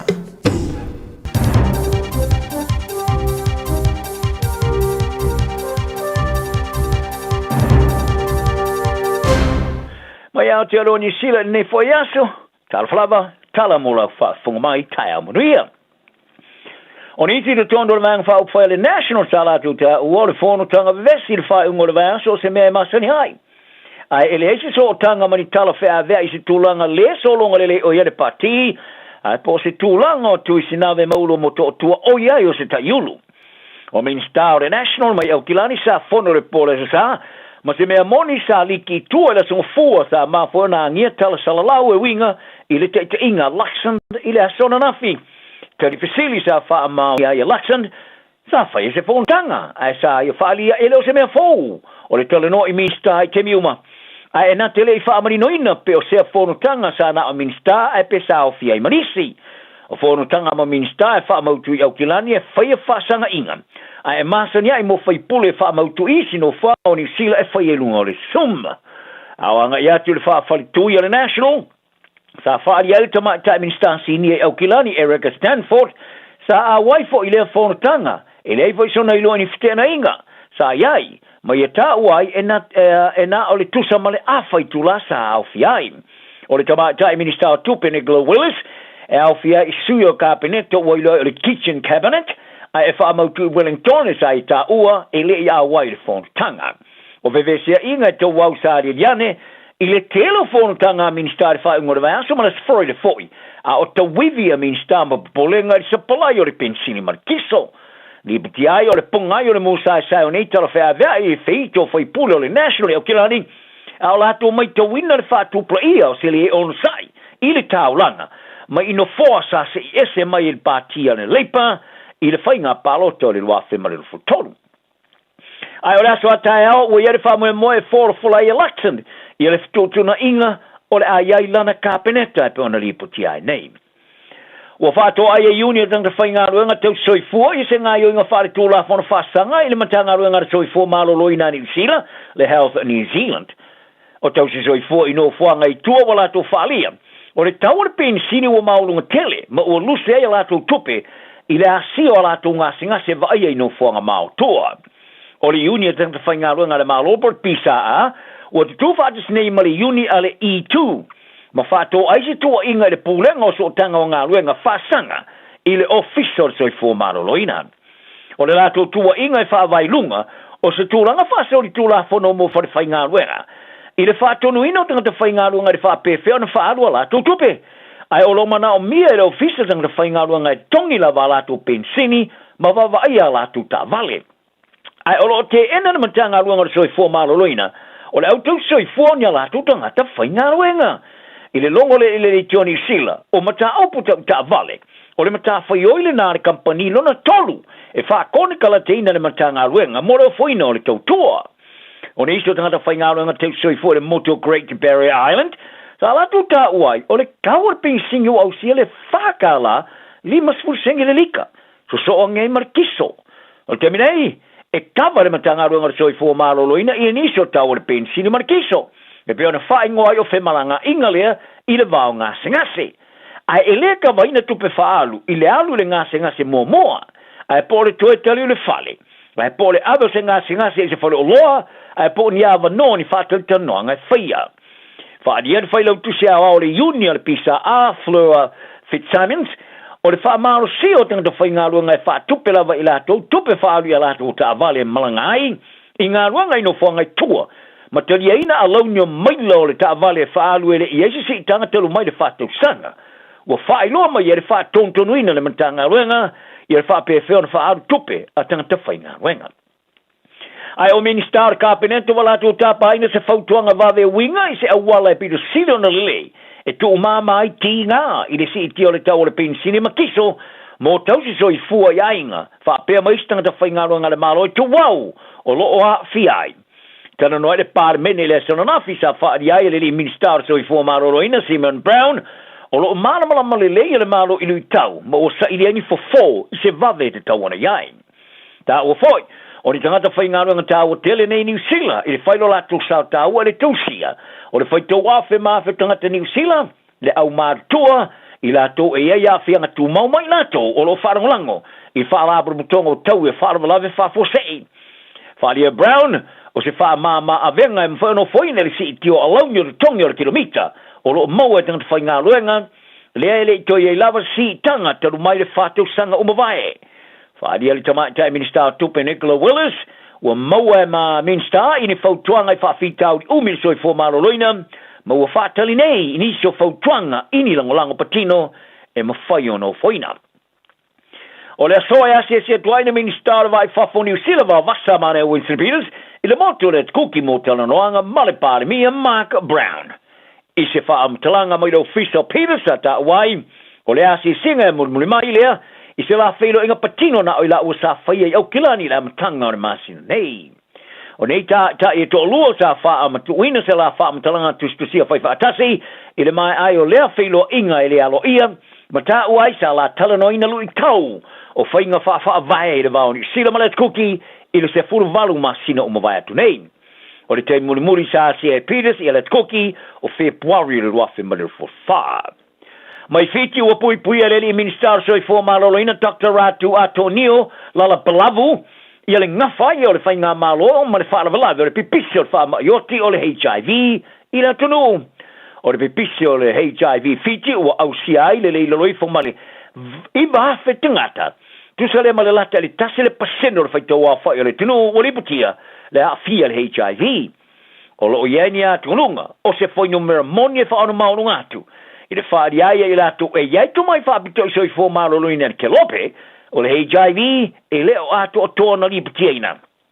E ieri te tununga, o le whaala apuruputonga, soi fo maloloina le Rangilu World Health Organization, o teia le tunu fa tu plo i o pipisiol HIV o yan warrior to santuai sa forfolai le tunu e pipisiol HIV le sa fa ingoa le malo o se fa lave le tunu wa malapata ia e tangata tomai fa pito so i fo marolona ile tulangi e fa ono mafai ono fa pipisia tua ile tulangi a to le Pasifika ai sa fa lia ratu atonio e porkalama le Pacific Waves e u lava le si tio le pipisia le fa mai ai o le lei lava le taliato le malo ile fa lave ta longa ilo na lumana i tua to le tau sangre wa mai ona fa ta oto ai roja tu va se shek wa tilo nei mo au sioni la sanga mawa e atia ai le fa mai markala politia le Warriors de Sila malita mer sanga litia NRL Australia tu va se shek e a tolon tosu to sanga la solimo yuni sa mataina lantale ni suman to sanga bo vai malana fa to sina mo muli to sanga nei i ta mer sanga la NRL il fi ausia lo se lau limas fulu mo ana talonga mo le Warriors ma ye kikina for le polo le pomova i talonga sa ma twai sasai na le Canberra Raiders fast fulu leono o ia ato ia le sfutolo tanga talo ile kala polike tasi New Zealand ile NRL le wa ausia se lau limas fulu talonga ta aloi o le tama sa manu malo mo le tauyo le tama talo le Daily M Medal ale NRL e fa na manu malo le tauyo le tama talo le Warriors e te tau ona whao popo i le lisi isi o luo la sanga mawae e na te au seina. O te mirei, e to e sifuru whata alonga e ato e le se lauli ma sifuru ana ta alonga o ta aloai, i le mai ai o lana ta alonga no na lua se lau tos malone o les froile, varu sifuru wha mor kalapo le Sydney Roosters, a e se lauli ma sifuru lua mor Warriors. Mai ui lava, e le i maua sana si koa e whasolonga o ta amarasanga o whasolonei, e na te mo mia le tolo skoa e ato i aili se la limas fulo skoa mo le kalapu. Tu i vasa shek, o le a whase e atu Engelani e te alo e kalapo le Wakefield Trinity mo le whenga ingai lua tau sanga. I le whaero ino le tuamuri ese o tu i vasa shek ma le Warriors, o le whaia onga whaurulu le kalapu Andrew Webster, o ia ave ailana whaanene enga moia. Whaaria Webster, o mana tua e fia tele mo tu i vasa shek, i nona maua se awa noe whaamasani ai seisi si o mianga o le aiai. Ma le alu le itu i mātua Engelani le tamarasanga Tripoliki, o se mea o le aia mana tua e o mai le whaavavau. Mai o le a tauma whai eile au e whaia se mea whaapitoa moia, ai le itu muri ese. Sa whaate ia le au soka le ali le o White New Zealand ia le au Chile's, sa ta alo to se fulu ino mo tuli whaafastasi o latu tamta alo, i le whae le tasi le skoa i malai Eden Park i o Kilani. O se mano malo o ma avea matalaanga i le latu ta'alonga mo le muri o latu lava ele i New Zealand nei, mo se te mua more o mano malo ai se au soka le atu no mai Amerika sauke, i le luas fulu o latu ta'alonga o ta'alo ai. O se mano malo sa wha amuta li ai fo i le malo ta'alonga sa so'o, e au noma se mano malo. O lea mano malo, i le mai ai o le whaia ina ia Finland i le polas freile taluai, ma wha awa wai le latu mo i mikinga mo le awa i atu le tamara sangori ipo le rangi. Ai o le ta auto sfuru le awa Chile, ina o tuli Fafo Dalo Osorio, i le sfuru 5 minute tarona matal talonga, se awa nole na sa mo mia tele New Zealand. O le o White, o le kaptenina le alo sa mo kiwi a mako seu fatu Stemenek, o le atau leo le atu e tawa fia i tamasanga, o le ipu o le rolangi. Tara no le soka o sokaria le atu sola mona ma Amerika sa mosa po whaare lei ia la tu talonga wha wofa wa malo ma au i whawhatu mane nei tulangi o Shana. O ni au i lua whate sei mani sila e au fiai au i lalo wha vai o soka o Shana, le Oceania Football Confederation. O lo ta alo le teimi o ta alonga o le tamarasanga le FIFA Series o te sanga nei. Sa matua i Sasapalaina Bulgaria ia le atu sola mona le skoa se fulu i le ai. I le latu talonga mo mua ma se au Europa i Jakarta i le stonai. I talonga lona lua. Sa whai ina le whai le lua, ele au ale St. Kitts and Nevis. Se te imfo i lea o ta aloai le atu Solomona ma se au ale asosi whawai o soka a Amerika i matu. Amerika o ngā retonu ma le Caribbean. O Amerika sa mo sa whai ina 5 le lua i le au ale US Virgin Island. Ai to i lalo i a Quam ono i le leai i Puerto Rico. Wharia de whaavara soka reo Shana, o whaasolonga o le tamarasanga le FIFA Series, o tui nā tua ia Amerika sa mole ama noi ta aloai ma au i tuatu, ma le o Shana moste mua ma wha mauni ele ta o tele moa o onga, mo wha to sina lea i le lumanai o le talonga soka. tala na ni yaso mo perfile mu lo mafo fa mo fie lo waso talo fa o to finga le tala ma eselo fie fa lo le breakfast le radio Samoa o te ma ona au kilani saute sa ilise Samoa o e malo ai o le Enterprise Motor Group manukau o lau fale ta vale fa moi moi o tele ta vale matango fili mai ai tele le soani o lau fai ngā luenga mo oi mo se ta vale tala fia ngai su mai i le 5 Grey South Road i nei manukau asias fo i le upenga ta fai langi enterprisecars.co.nz pe vala au mai i le oval selau 5 Enterprise Motor Group manukau sa ili fili ma ave loa lau ta vale. Le Aro Memorials le awonanga wa ovantu ma le tolu se fulu tausanga o tautua mo oe malawainga o maafa amaratu e ngau sia i le maamora e pito siliona le lei. E mawhaiona lafo le maafa amaratu i Samoa. E tolu lala e mawhaiona e asiasi a i e whai e lau filifilinga ma ngele manukau maniulen. Pe te tanga iane le aromemorials.co.nz. Morisi whaamtalanga wala au le lua fitu ono fitu valu fitu. Lua fitu ono fitu valu fitu. Le Aro Memorials, ma whaamaratu i se tautau fie e ngā osi ma le whaamaoni mo e pele i a te oe.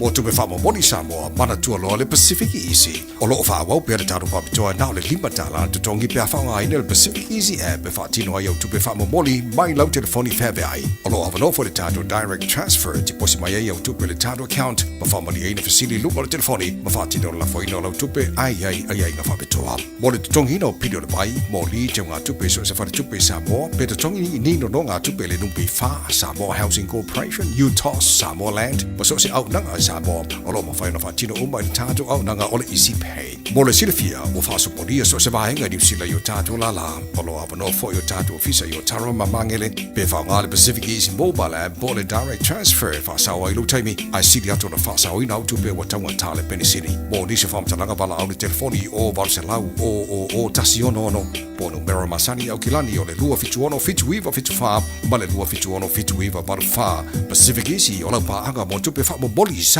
It's easy for life admin to slip down the list. So, we're politely interrupting this show to remind you that winter immunisations, including flu, are available now. Let's get them sorted at bookmyvaccine.nz or ask your healthcare provider.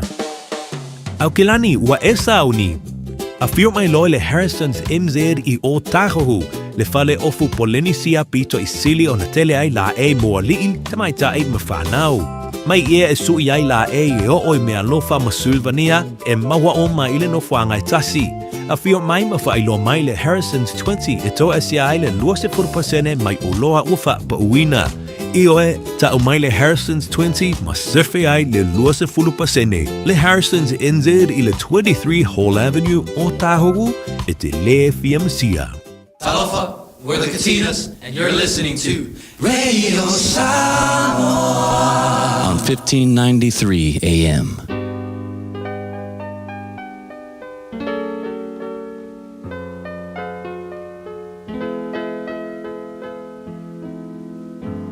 Faitawina le upo le poto no le tautua matavela linga Fusi and Sons Funeral Services I Mangele ma Samoa. I taimi o mawhatianga ma whaanoanoanga ona o le maliu.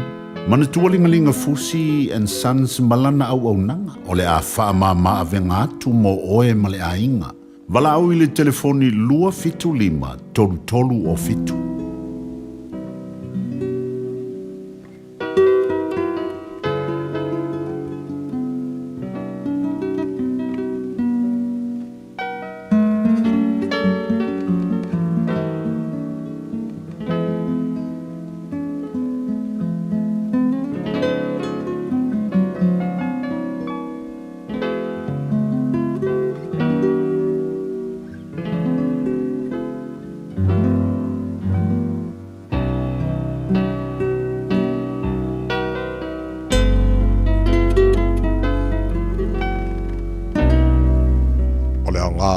Oto ia alo ese I fai me leanga o le au tū le lo poto le nei tai au fai te wina mai le matau mwambu o tusi o fata oto.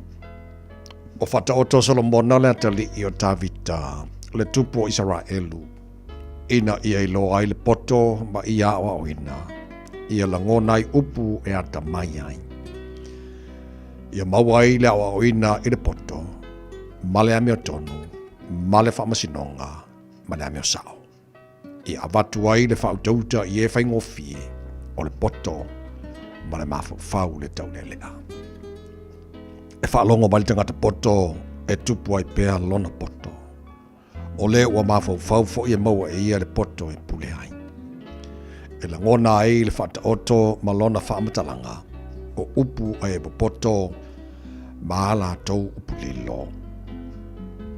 O le matau ile li i, o le amatanga le o le poto. Ai ino tangata ma le lea i le poto ma le awa oina.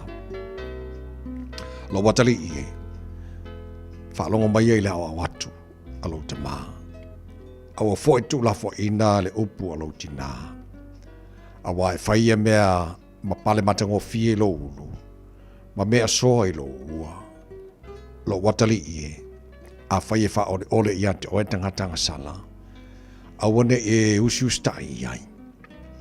A whai latu te whai mai tātou wō, tātou te lama lama de toto. Ia tātou tali ala ina leo whai fua lana mi o le lei. Tātou te wholo o la ina i lato, e pei o le tunga mau.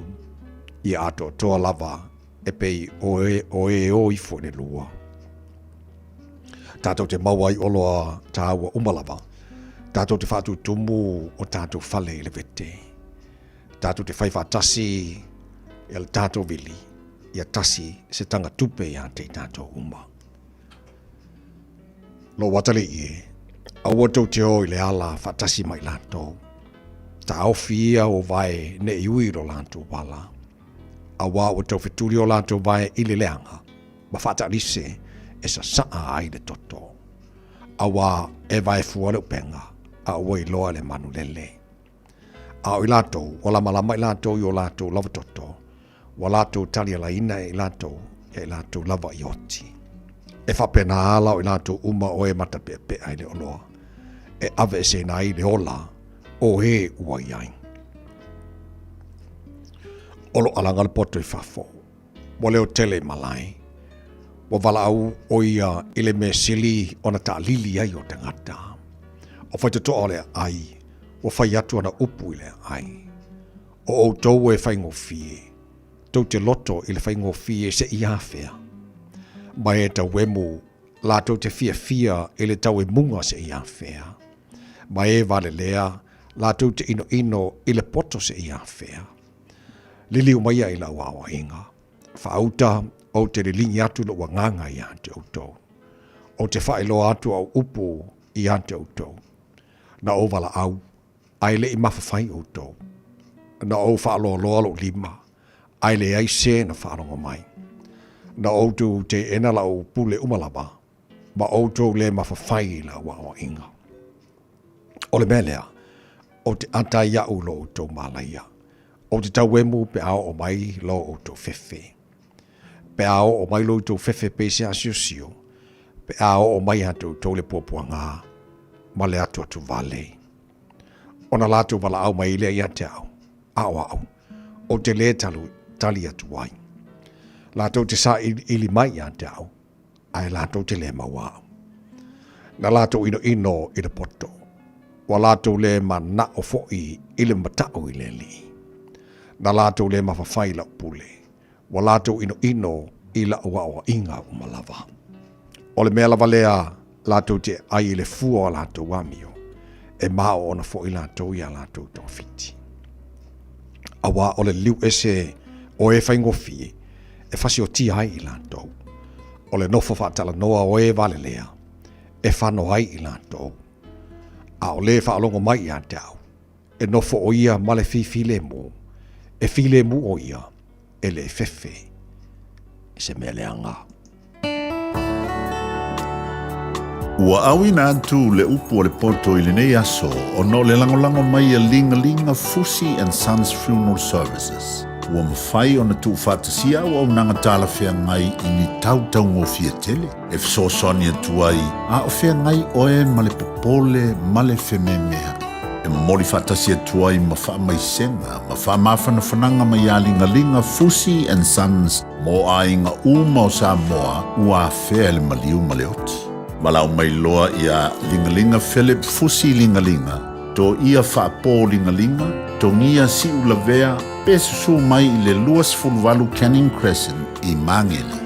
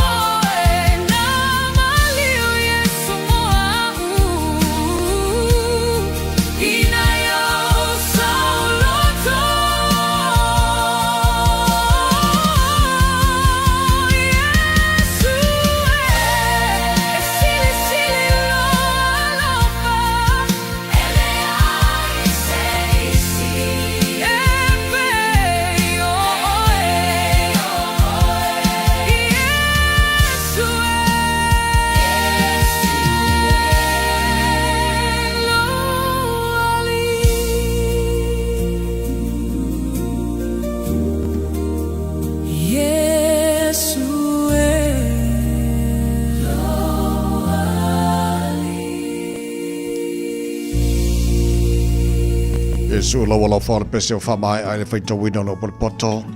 O dei tai hao le tau mo le Samoa fuli mai batolo a mo malona i matua te pena nei fa nau de tai hao o te ane pisi. Relax ma fai dei kofe ma fa bella il coco Samoa. Ma il pese le so mal tato solo ne fu eso lulu. Sei fa amalu ai lo uma fa fa fa amalu ai fo ilo tu ina now malo utau wa now sa fai o e ma o anana fi fo I male aso na yo inga fa mawala lo ele fa angalo afai e telefia alo fa matau mafai afai fo I ele ai pelea se Itali mai wa ve pea oi ilo anganga o oi funga fai mauanga sala peo se avenga ua mamafa ilo une yolanga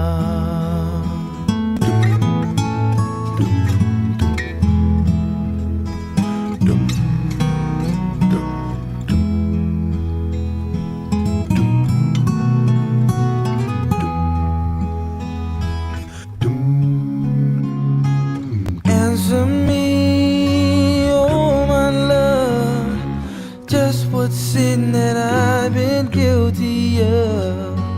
Tell me how I came to lose your love.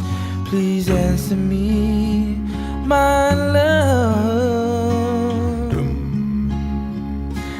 You were mine yesterday.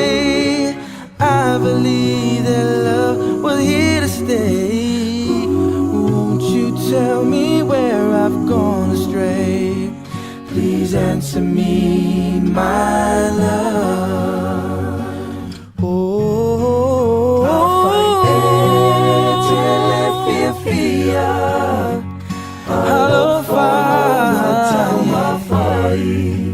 I fight for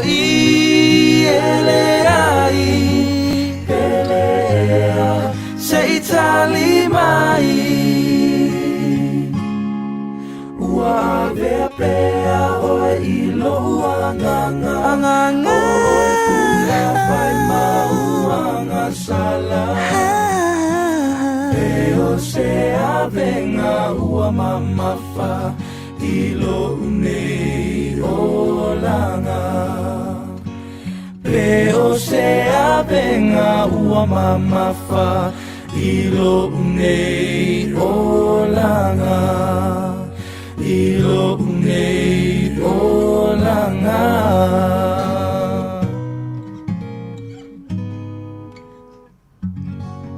Tali mai al pese mai apati Ole solo O fatufatunga o mawhauwhaunga Mamanatu na sue vao masa ili le tai ni ona upu Ua maua upu ona tusia le tono le tusi O le malama lama O le solo ti ngā o le tai hao Tusia le sunga ya Pastor Rolangi Mika hele O ia fo i olo ia Faita wina le solo le nei tai hao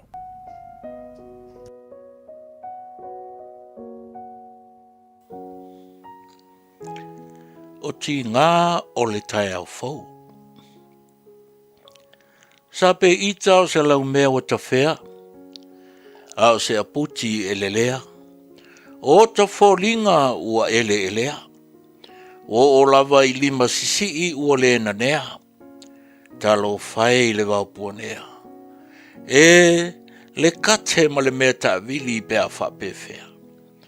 Awana manatu, wana o ne yafu na melea, manai o la te ulangona, ailonga lava e a whea. O ono noi le inu male ai, ai panga lea o lima vai vai. Se ua ta fia fai I foa. Ai fōringa mai, ua le langona le foa. E pei ua ta alingolingoa, ua ino ai le masina atoa. E o lava le vivini ale toa, ua ta longo noa.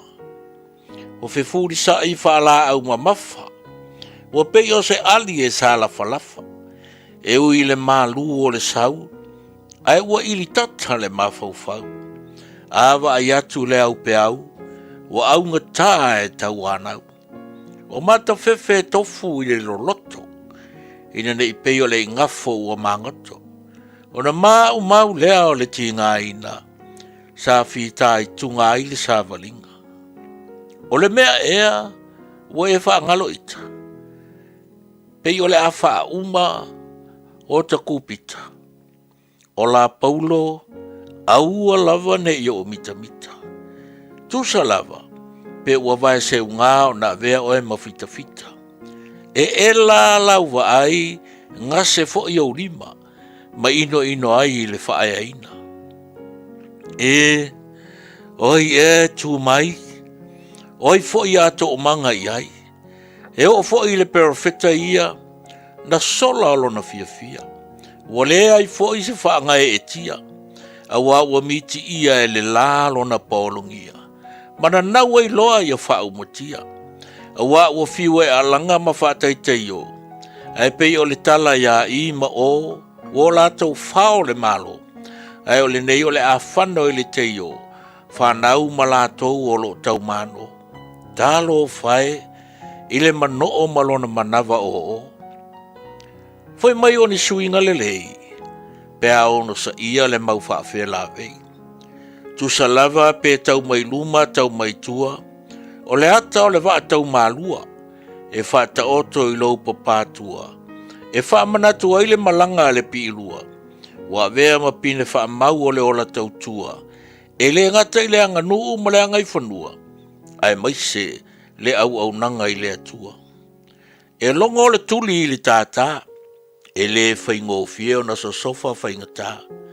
O e na asa le ngasu I maunga mawasa. Na sua malia ia I lātou ia tinga. E lei whaatari manuia o le olanga nei. E ui le tau sei mo na lai. Ae ua whata ua le ola fau. E afua mai le sopo ia o le sami sousou. O nisi na whanau le toafa. A oisi. O le matamata ita o le pelu mo le sasa. Le tali mea uma I le ata. O wha mai ese ma manu fe ai. Sa sawa ina lo lato soifua tautua I le matai. Na wha ia unei wangalo. Pe o se miti. Wana o na wha palo. O li liu solo I lei tu ma lei tu. Tei nane le wha tu o le soa e le matutu. Ua apo. Mopo tutu. E ui le pau e mawhiawhia. Ai wale ese ma le tangi a lauti vadia. Fua a ue. Lo tai o tea. Lo tai e le fati o se ngalu. Lo unu ue. E le olo a se manu. E ma te tau ia teau. Tai ale toa I fatu ngau. Ata laula au ia manifi le lau. Ia pule le au. E sasa I ulu o whaavaiwai. I le seu masalo I le ao le matai. O se vai e utu, ae ua le whaailoina o vai folau. Lota ita nei whananau. Ae ua le lilo tapu vai folau. O ia silafia ma mai lava. Le loto nei ua whaavauwau. O wea I lunga, tau au talu ma faufaunga. Pei ua ngao le sulunga. Ma ua le na nea langona. Se toe momori ai se manaonga. Ai ua manatu e tā pena se ifonga. A wasa whapeo ki tiona na whawhiti le wala au. Ono o le mawhau fele fele ua le ese ma se pongati whau. I o vau au o le atua oe mai le vavau. E le lilo lo walu atu ma le toe sau. Na pe ia ua le ngalo ua ngase I pa au. Ai whaafetai ma whaamalo. Wa e toi papai mai I o tau au. Wa e o foi na mai se isi lou. Mo le nei foi fuata fau. O sautai au fau. e afua mai lei loa ona savari puno. E tu li vae maloi mata i lea li i le loko. Ona mana tua lea, o ti ngā o le olanga nei, e afua ai so tai au fau. O le tangata e mou, au le alo fatu noa le tua, e whainga tau no fufo e peise puau. Peise puau. O ti ngā o le aso fau, na o si tau langa ai le loko, lea ua sapi ai tātou.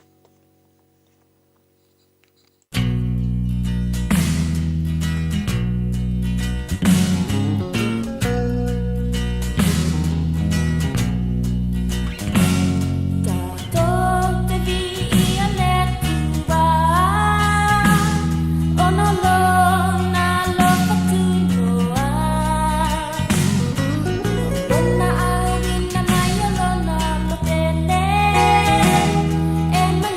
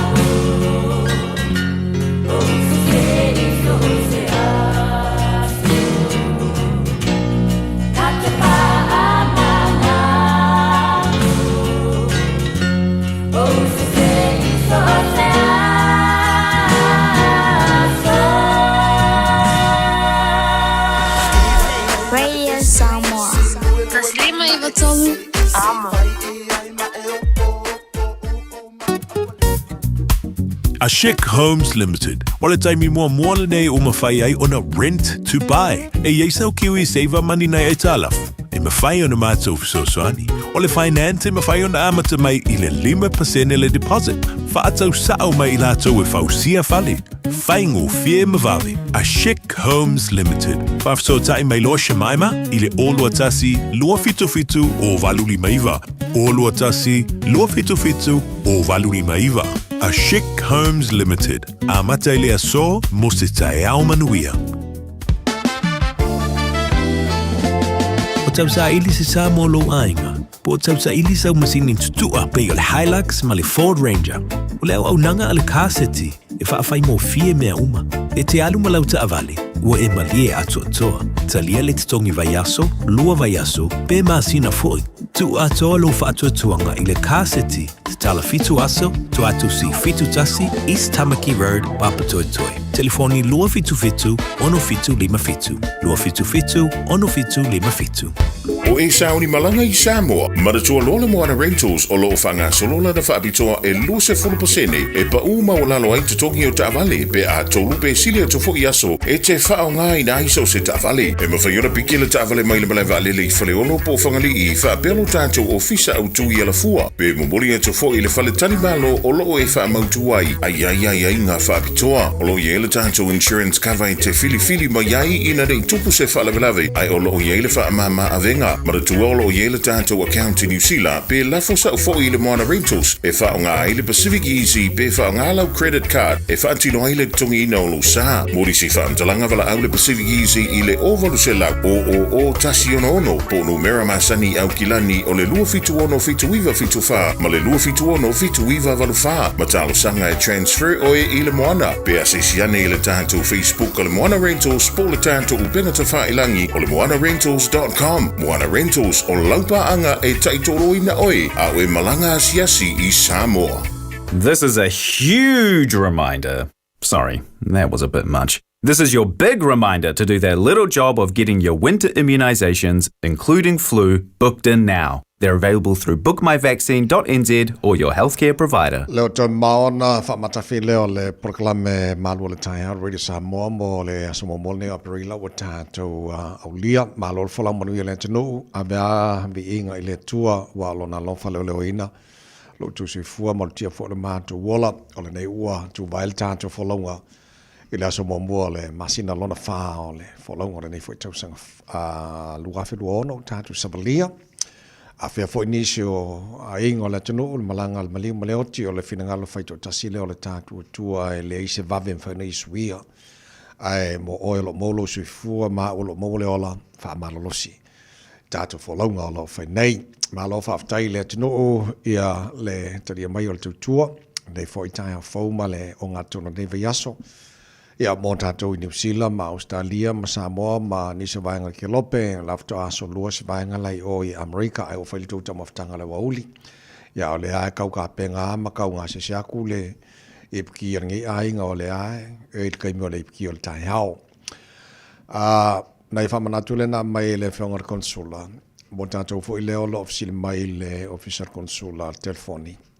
Telefoni tolu o tolu tasi o tasi lua ia mo tātou ie tono au ke lani ai a whape te alala I whawhatu au ke lani po o Wellington po Kalaistete po whialawa whao ngā mai le code number o iwa tolu o tolu tasi o tasi lua o na whisiri le ia ili te lo nisa whaenga o lo fia malamala matili ai mana ia nei whamanatu le na mai ne el konsula le tae au e a fo I o tele o isi mea mana mia tātou o em whaina fsosoan mai Samoa po ngi vaenga documents o lo mana mia mo le process o le pepa whanau o le pepa whaipoipo o manisia vaenga te ua mana mia kiria mai leo manisi vaenga lai fsosoan mai nei ainga Samoa ia pia whapela ngā whaim fsosoani tātou ia whapea ke I whakua e vili ai o aska ku e so soani ai le masau so nga ku ai esa oila sunga fa vale le fu a sem e ke video ko fa mai o sole fa pe ma ko wa o ki ri al nga ke so fa pe nga fa se ka ko wa mi Whatalo whawhapitoa tama ia tu loma Jimmy Kelso o papatua toe o le whamunia maia ia le sunga anu Kelso i lo wasu e fua le so varusu whātau sanga rene yaso ia o le anganga whaafitai ua alofa le atua whapoponei tau sanga tele mo oil tama ma te talo ia maua nisi tau sanga stele i lo sui fua i le alofa mai o le tātua tua le langi awa ke pole kuai mai alfa monianga ia le a waku lungo le tātua alofa marisunga ia no Kelso mo oil tama maria tele lava lo wasui fua e le nei fo yaso so o ni sina vaenga o lo titilo atu lo o so mai le tunu lungo le tātua Facebook o nei fo itai o fo ia le lei o ni so fatunga tua ia le sine o pese tua ia le papa sui fua o tātou iei whawhiwhianga o le tae ao, whasotosono le leir koko leisa ma le kombai, o i marko pai o le tae ao la tau. Ia, ma whamalo foi le aunga sese, ma lo le ono sai. Ia, ma e ui ang kau kuai le kiki a ngai, ua iai ka kou, ma lo, la tau lo o ngafa ma le tau seino na i o tātou ma tua asensino la tunu i malo monta malawa, ma lo o maruia na, e oe, e leo skala ole kala mo ya pese la mo mal papa se fu le tai ao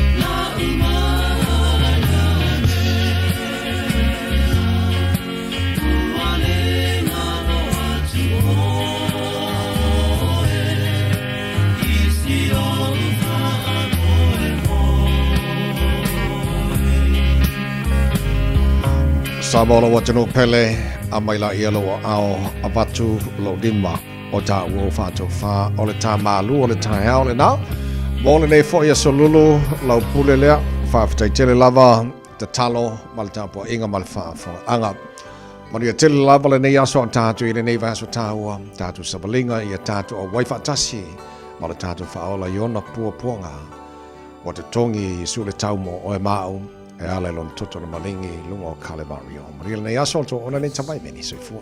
Mai Maria. Tau tai mai no uwa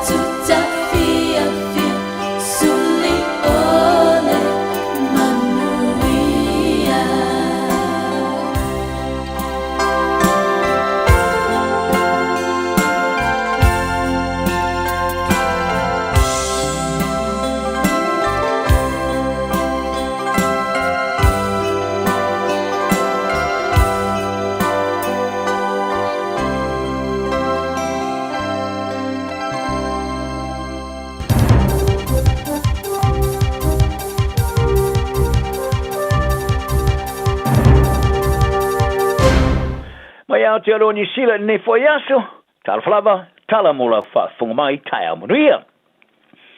On iti to tondo le mang fa le national sala tuta o le fono tanga vesi le fa ngol va so se me masani hai. Ai ele ese so tanga mani tala fe ave isi tulanga le so longa le o ye parti.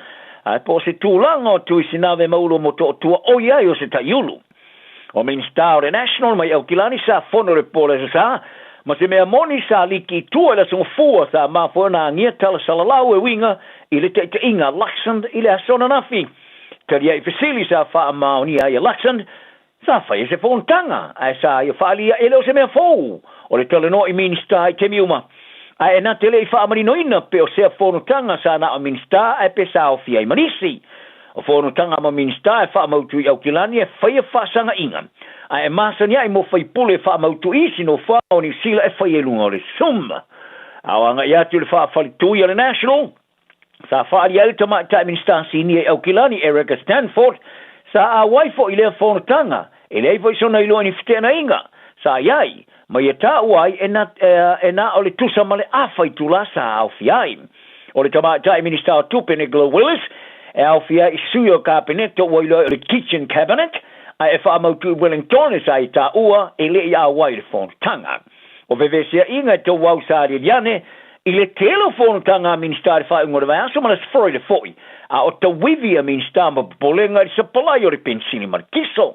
li bitiai o le pongai o le musa sa o nei tala fa va e feito foi pulo le national o kilani a la to mai to winner fa tu play o se li on sai ile taulanga ma ino forza se ese mai il partia ne lepa ile fainga palo to le wa fe mal futolo ai ora so atao o ia fa mo e for full election ia tu na inga o le ai lana capeneta pe ona li putia name o fato ai union tanga fainga ruanga te soifua i se ngai inga fa tu la fona fasanga ile matanga ruanga soifua malo loina ni sila le health New Zealand o tau se soifua ino fuanga i tua wala to falia o le tawar pensini o maulunga tele ma o luse ai la to tupe ile asi o la to ngasinga se vai ino fuanga mau toa o le union tanga fainga ruanga le malo por pisa a o te tufa atis nei mali uni ale E2 ma fato ai se tua inga le pulenga o so tanga o ngā ruenga fasanga i le official so i formaro loina o le lato tua inga e whaavailunga o se tūranga fasa o li tūla whono mo whare whai ngā ruenga i le whato nuino tanga te whai ngā ruenga le whapefe o na whaarua lato tupe ai o loma na o mia le official tanga te whai ngā ruenga e tongi la wa lato pensini ma wawa ia lato ta vale ai o lo te ena na matanga ruenga so i formaro loina o le auto so i fornia lato tanga te whai ngā ruenga ile longo le Johnny Sila o mata opu ta vale o le mata faioile na le company lona tolu e fa kone kala teina le mata ngaluenga moro foina o le tautua o ne iso tangata whai ngaluenga te soi fo le Moto Great Barrier Island sa la tu ta uai o le kawar pensingu au sia le whakala li masfur sengi le lika so o ngai markiso o te minei e kawa le mata ngaluenga soi fo malo loina i niso tawar pensini markiso e pe ona fai ngoai o fe malanga inga lea i le vau ngase ngase. Ai ele ka vaina tupe faalu, i le alu le ngase ngase moa. Ai po le toe tali o le fale. Ai po le ave se ngase ngase e se fale o loa, ai po ni ava no ni fatal tanoa ngai faya. Fa di ed fai lau tusi a o le uni al pisa a Fleur Fitzsimons, o le fa maro si o tanga te fai ngā rua ngai fa tupe lava i lato, tupe faalu i lato ta avale malangai, i ngā rua ngai no fua ngai tua, ma te ina alaunio maila o le ta vale faalu ele i esi si tanga telu mai le fatau sanga. Wa failo mai e le fa tontonuina le matanga ruenga, i le fa PFO na faalu tupe a tanga te whainga ruenga. Ai o minister kapenento wala tu tapa ina se fautuanga vave winga i se awala e pido silo na lele, e tu umama ai tinga i le si iti o le tau o le pensini makiso, mo tausi so i fua i ainga, fa pea maistanga te whainga ruenga le malo i tu wau, o loo a fiai. Tana noe le parmene le sona nafi sa whaari ai le minister so i formaro roina Simon Brown o lo manamala malele le malo inu i tau ma o sa ili ani fofo i se vave te tau ana iai. Ta o foi, o ni tangata whaingaro nga tau o tele nei New Zealand i le whailo la tu sao tau le tausia o le whaito wafe mafe tangata New Zealand le au martua i la to e ia ia nga tu mau mai lato o lo wharangolango i whaarabru mutongo tau e whaaramalave whafosei.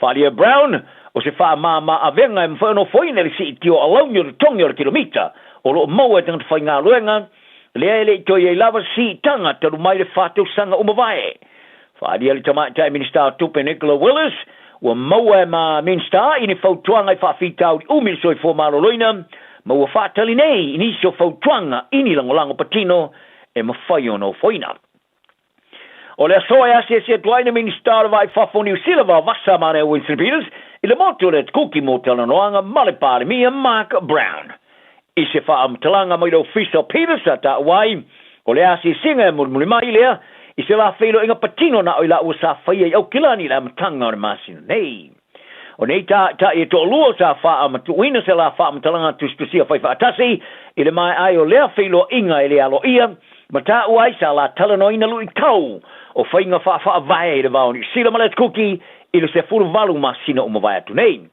o le te muri sa si Peters ile cookie o fe poiri le wafe maler for fa mai fiti o pui ale minister so fo malo ina Dr. Ratu Antonio lala palavu ile ngafa yo le fainga malo ma le fa la le pipisio fa yoti o le HIV ile tunu o le pipisio le HIV fiti o OCI le loi fo mali iba fe tangata tu sale male lata le tasile paseno le faito wa fa le tunu o le putia le afia le HIV o lo yenia tununga o se foi numero monie fa ono maunga tu ile fa dia ia tu e ia tu mai fa bito so fo malo lo ina kelope o le HIV e le o ato to no li putia ina e ia le tununga o le fa la pro tonga so fo malo ina lo langi lo World Health Organization o tele tunu fa tu pro io pipisio HIV o yan warrior to santuai sa forfolai le tunu e pipisio HIV le sa fa ingoa le malo o se fa lave le tunu wow malapata ia e tangata tomai fa bito so I fo marolona ile tulangi e fa ono mafai ono fa pipisia tua ile tulangi a to le Pasifika ai sa fa lia Ratu Antonio e porkalame le Pacific Waves e u lava le si tio le pipisio le fa mai ai o le lei lava le taliato le malo ile fa lave ta longa ilo na lumana I tua to le tau sangre wa mai ona fata oto ai rote tu vasa shek wa tilo nei mo au sioni la sanga mawa e atia ai le fa mai markala politia le Warriors de Sila malita mer sanga litia NRL Australia tu vasa shek e a tolon tosu to sanga la solimo yoni sa mataina lantale ni suma to sanga bo vai malana fatu sina muli to sanga nei ili tamer sanga la NRL il fi auxiliar se lau limas fulu mo ana talonga mo Warriors ma ye tikina for the polo de pomova il talonga sa ma twai sasai na Canberra Raiders fast fulu leono o ia ato ia le futolo tanga talo ile kala polike tasi New Zealand ile NRL le wa auxiliar se lau limas fulu talonga ta aloi o le tama sa manu malo mo le tauyo le tama talo le Daily M Medal ale NRL e fa na manu malo le tauyo le tama talo le Warriors e te tau ona whao popo i le lisi isi o luo la sanga mawae e na te au seina. O te mirei, e to e sifuru whata alonga e ato e le se lauli ma sifuru ana ta alonga ta aloai, i le mai ai o lana ta alonga no na lua se lau tos malone o le sfroile, varu sifuru wha mor kalapo le Sydney Roosters, ai se lauli ma sifuru lua mo le Warriors. Mai ui lava, e le I maua sana si koa e whasolonga o le ta amarasanga o whasolonei, e na te mo mia le tolu skoa e ato i aili se la limas fulu skoa mo le kalapu. Tu I vasa shek, o le a whase e atu Engelani e te alo e kalapu le Wakefield Trinity mo le whenga ingai lua tau sanga. I le whaero ino le tuamuri ese o tu I vasa shek mo le Warriors, o le whaia onga whaurulu le kalapu Andrew Webster, o ia ave ailana whaanene enga moia. Whaaria Webster, o mana tua I fia tele mo tu I vasa shek, I nona moa se awa noe whaamasani ai seisi si o mianga o le a iai. Ma le alu le I tui ma tua Engelani le tamarasanga Superligi, o se mea o le aia mana tua e o mai le whaavavau. Ma o le a tauma whai eile au e whaia se mea whaapitoa moia, ai le tu muri ese. Sa whaate ia le au soka le ali le o White New Zealand ia le au Chile's. Sa ta alo to se fulu ino mo tuli whaafastasi o latu tamta alo, i le whae le tasi le skoa malai Eden Park i o Kilani. O se mano malo o ma avea matala anga I le latu ta'alonga mo le muri o latu lava ele I New Zealand nei, mo se te mua more o mano malo ai se au soka le atu no mai Amerika sauke, I le luas fulu o latu ta'alonga o ta'alo ai. O se mano malo sa wha amuta li ai fo I le malo ta'alonga sa so'o, e au no ma se mano malo. O le mano malo, I le mai ai o le whaia ina ia Finland I le polas freile taluai, ma fa wa wa la to mo mi kinga mo a wa ya to le ta mo sango li por rangi ai ole ta autos furu le o Chile ina o tuli fafo dalo Osorio ile furu 5 minute tarona ma to talonga serva nole na sa mo mia tele New Zealand ole o white o kaptenina dalo sa mo kiwi ya mako se fatu stemenek ole ata leo la to eta wa fia i ta sanga ole ipu ole rolangi tara no soka o sokaria le atu solo mono ma Amerika sa mo sa po fare le ia la tu talonga fa wo fa va malo ma au fa fatu ma nei tulangi o Shena o ni au lua fa te se Marisila e au fia au lalor fa va soka o Shena le Oceania Football Confederation o lo ta alo te mi o ta longa le ta sanga FIFA series o te sanga Samtua Sasa Palaina, Bulgaria, ia le Solomon il score se fulu ile le ai. Ile la tu talonga mo mua ma se au Europa i Jakarta ile stonai. Il talonga lona lua. Sa fai ina le fai le lua, ele au ale Saint Kitts and Nevis. Se te mfo ile o ta alo ai le Solomon ma se au ale asosi fa vai o soka a Amerika i matu. Amerika o ngari tonu ma le Caribbean. O Amerika sa mo sa fai ina 5 le lua ile au ale US Virgin Island. Ai to ilalo ya kom ono ilelea i Puerto Rico. Faria de fava soka de Shena o fa solongo ta amrsanga de FIFA series o tu ina to ya America sa mole amano ta aloi ma au tu atu. Ma de Shena moste mo ma fa ma on yele ta o tele mo o onga mo fa to sinale ilelu manai o le ta long soka. Tala na ni yaso mo perfile mo ilo ma fa mo fi lo waso. Radio Samoa Tasilima Ivatolu Amo Radio Samoa Tasilima Ivatolu Amo